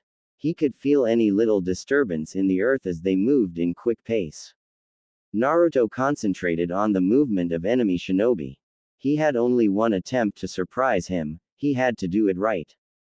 Next moment Naruto stuck his hands above the ground level, and pulled the enemy shinobi down. Hard and fast. Then he heard sickly squelch. Naruto emerged from the ground and looked at his sensei. He smirked and said, "You look terrible. I can assure you, that you look much worse," Hayate smirked back. Then moved towards Saburo. "Is he okay?" asked Naruto. "Yeah, he is just unconscious. All these bastards could use lightning and he got hit by it," Hayate said. "Yeah, me too. I was even knocked out for a moment. I am going to pick up Midori. She has badly hurt leg." "So she is alive, that is good," said Hayate and released his breath. "Yeah." Naruto nodded and sprinted away. It took them another 2 hours to patch themselves up. Midori and Saburo both conscious, but very weak. Hayate went to search all dead shinobi, while Naruto watched for signs of another enemy. When Hayate came back with several sealing scrolls in his hands, the caravan started to move again. "What rank would be normally assigned to something like this?" asked Naruto. But even then would something like this never happen? Genin team fighting 8 Chunins and Jonin. "We are lucky that we are alive," Hayate said. "Yeah," said Midori. "I managed to get one with my fire clone, and had the second almost when all Naruto's clones helping me dispelled. I didn't expect it and got stabbed. Only thing which saved me was that I already poisoned him." "Sorry for that," said Naruto. "He got me with lightning. I woke up moment later and found you. It isn't your mistake. Such think happens. By the way, thank for the leg," reacted Midori. Naruto nodded. "What happened to you, Saburo?" she asked after a moment. "I finished one pretty easily with taijutsu. But the second one got me the same way as Naruto. When I punched him in the face I got really nasty shock. I don't remember anything after that," he said and turned to Hayate. "You managed to stun him with that punch and I killed the third one pretty easily. The enemy Jonin was in pure skill below me. But he had lightning affinity too, so I had to be very careful." Naruto then managed to distract him, and thanks to that I was able to slit his throat, Hayate finished. They were from Kumo, weren't they? Asked Naruto. Probably, nodded Hayate. I already sent reverse summoning scroll to Hokage. I wouldn't be surprised if we met some Anbu in few days. That's good, said Midori with yawn. Others nodded. It was weird feeling when they arrived back to Konoha. It was something close to disbelief. Naruto thought. They shouldn't be, according to all logic, alive. They should have died on that mission, but instead they were here, in the entrance of their peaceful town. It was really odd feeling, and Naruto decided he didn't like it. This is weird, he said, while looking around. Agreed. I was wondering if it was just me, added Saburo. This is kind of, started Midori, but was interrupted. What you are feeling is quite normal for older shinobi, said Hayate. It is disbelief at the actuality that you are alive. The moment we engage the enemy, each of you probably thought that you will die. But instead you are alive and they are dead. And what is more, the calmness of Konoha is kind of surreal, isn't it? Yeah. They nodded quietly. Then Naruto asked, what are you going to do? Hayate smirked. I am going to find my girlfriend and fuck her senseless. Then take her on romantic dinner and afterwards have my way with her again. His three students reddened, but only slightly. I recommend you to find some hobby or something to take your mind off of things. And I don't mean training. You need something not battle related. It is said that all shinobi are partially insane. I know shinobi who cope with such things through reading porn in public. Some prefer or eat a lot.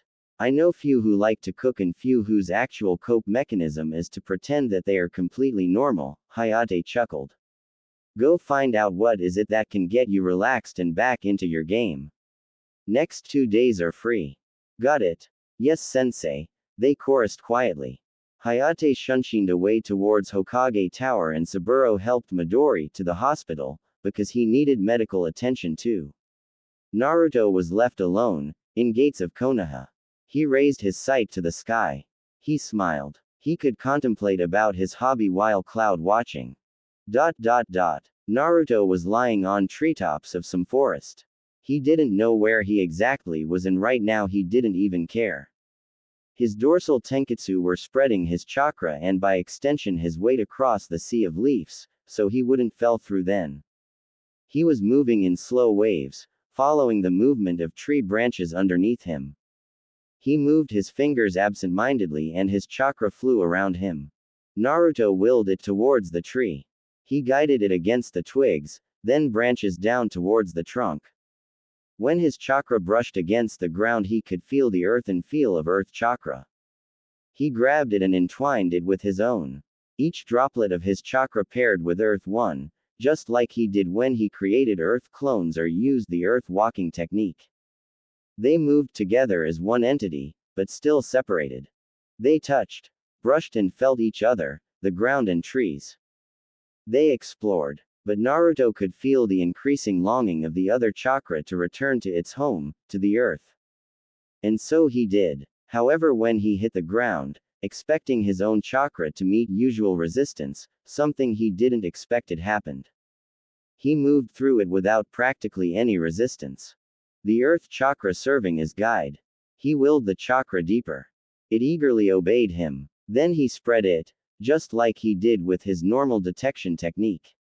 And in next moment he could feel the small animals living inside their holes, burrows and dens.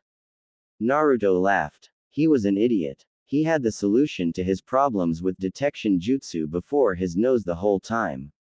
And it was that simple. He laughed again. Next moment his cheek was slit with something steely.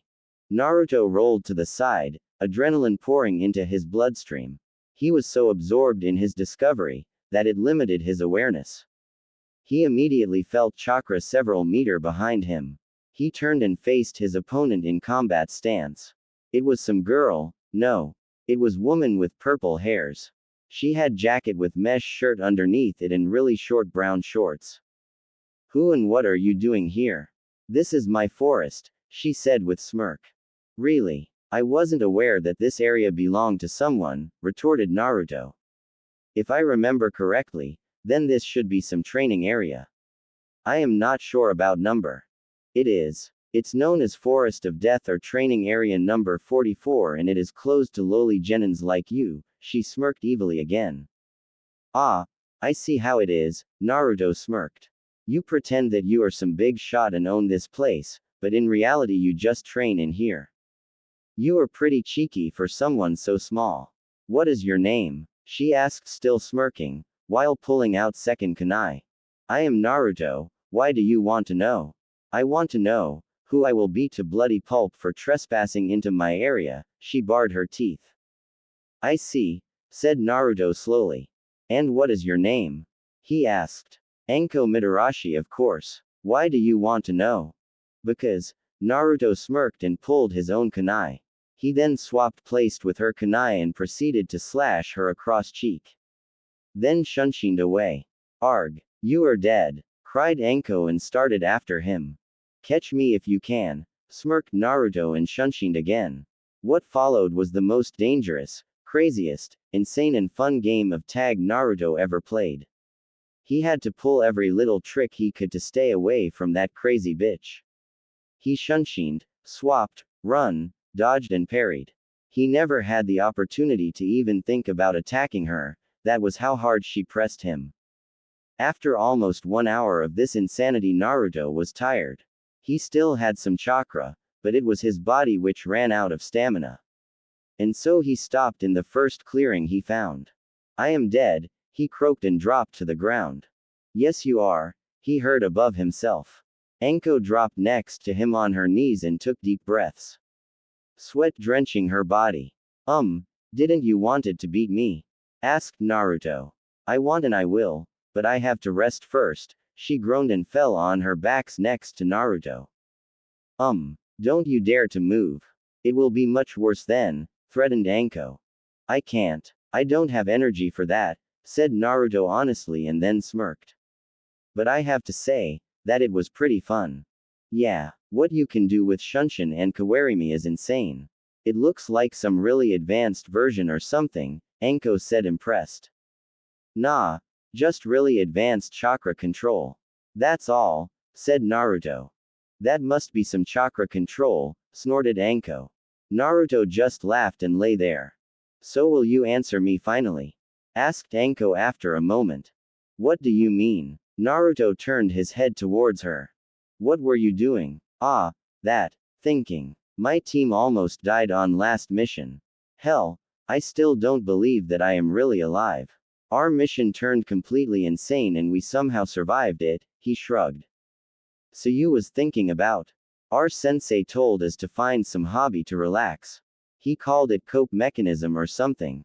Anko laughed and rose, then grabbed Naruto and threw him over her shoulder. Hey, what are you doing? Cried Naruto in outrage. I am going to show you the ultimate cope mechanism, said Anko with evil smile on her face. Then sprinted towards her apartment. Naruto woke up and reddened. He clearly remembered what happened. He sensed someone close, probably in the next room. Then to his embarrassment realized that he was completely. He quickly looked around for his clothes. They were on a chair next to the bed. Naruto sighed in relief and scrambled to his feet. When he was clothed again, his first thought was to escape through the window, but unfortunately that would be kind of cowardly. Naruto sighed and with red face entered the other room. So, you didn't run, smirked Anko from behind the table.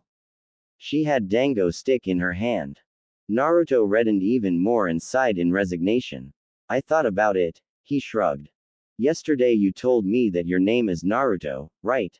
Naruto nodded and awkwardly sat on chair opposite to Anko. No second name, inquired Anko and popped another dango into her mouth. Naruto sighed, there was the end. He could lie, but, I don't think you want to know, tried Naruto. Oh, now you have to tell me, ordered Anko. Okay, but I warned you. It's Uzumaki, Naruto Uzumaki, he said and carefully watched her. Anko froze for a moment and then started massaging her temples. After a moment of silence she asked, So you are the QB brat? Yes. Then I will have to ask you to keep this to yourself. You don't have to be so blunt about it. Naruto snapped. But do not worry, I will not go and shout that you slept with local jinchuriki. Naruto rose with intent to leave, but was slapped across the face. It hurt. You finished? Asked calmly Anko, still eating her dango. Naruto didn't react, so Anko continued. It isn't because you are jinchuriki. Anko paused and sighed in frustration. Look, she started again. Do you know who Orochimaru is? You mean that traitorous Sannin? Asked Naruto in confusion. Yes. You see, I was his student, his apprentice. And thanks to that I am kind of pariah. Actually it is similar to your situation, Anko said. Okay, so, asked Naruto impatiently. What do you think will happen if two most hated individuals in Konoha will be seen together? That could be bad, Naruto agreed reluctantly. Exactly. You probably don't know, but I was really close to execution back then, so. Okay, I understand, sighed Naruto. Good, smirked Anko, then asked, how old are you? 13. I celebrated my birthday 2 weeks ago, smirked Naruto, but Anko merely shrugged. Naruto pouted. I thought that you will be more surprised. I kind of figured that I look older. You do, admitted Anko. But it doesn't really matter. The moment you got that headband, you are, according to shinobi law, allowed to kill, drink and have a. Plus several other things.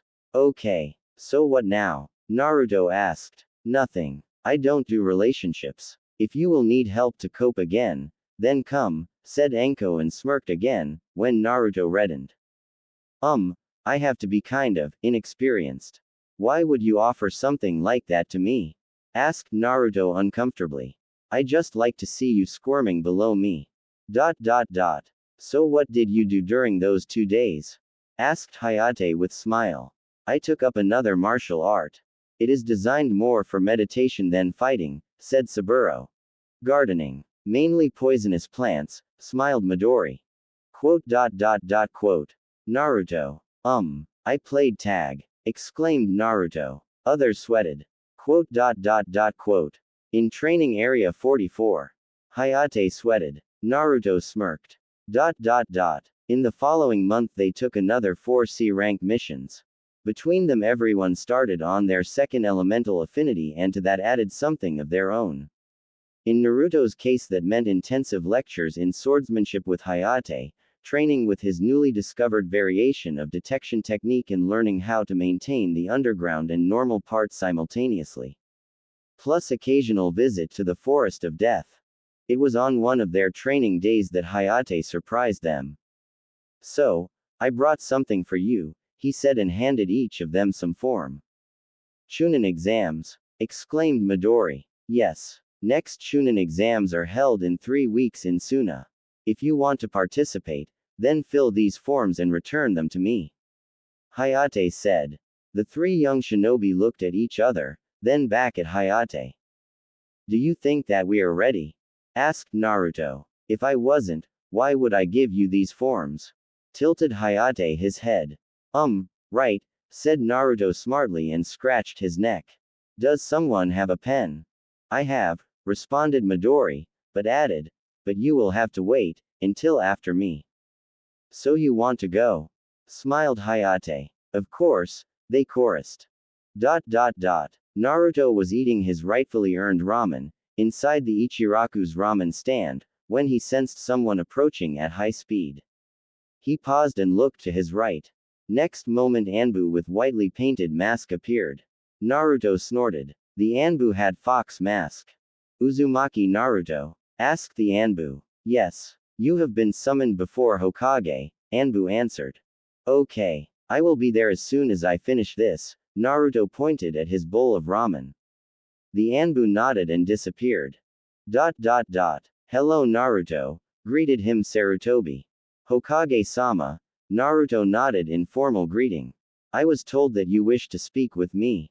Yes Naruto, nodded Sarutobi while frowning a little, but after a moment continued, Hayate signed your team up for Chunin exams in Suna.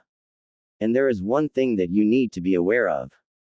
Okay. What is the matter? Asked Naruto. It is forbidden to send jinchuriki to another elemental nation without informing their respective kage. In this situation kage, such violation is viewed as act war. So that means that I cannot compete? Asked Naruto, frowning. No, shook Sarutobi his head. It means that you need permission from kage. And because I had meeting with kage last month, I was able to get one, smiled Sarutobi and handed some officially looking document to Naruto. Thank you, said Naruto slowly. Not needed, shrugged Sarutobi. I just needed you to be aware that during the stay in Suna, you are forbidden to use any Kyuubi's powers. I don't even know how, shrugged Naruto in response. I know that, but they don't. So be simply careful, said Sarutobi. Okay, I can do that, nodded Naruto. And there is one more thing. Suna have their own jinchuriki. We do not know who it is. But we have information that suggests that he or she is insane. Because of that I want you to try keep distance from him or her, said Sarutobi. Okay, I will see what I can do. Good. It was nice to see you again Naruto, said Sarutobi in farewell. Naruto nodded and left.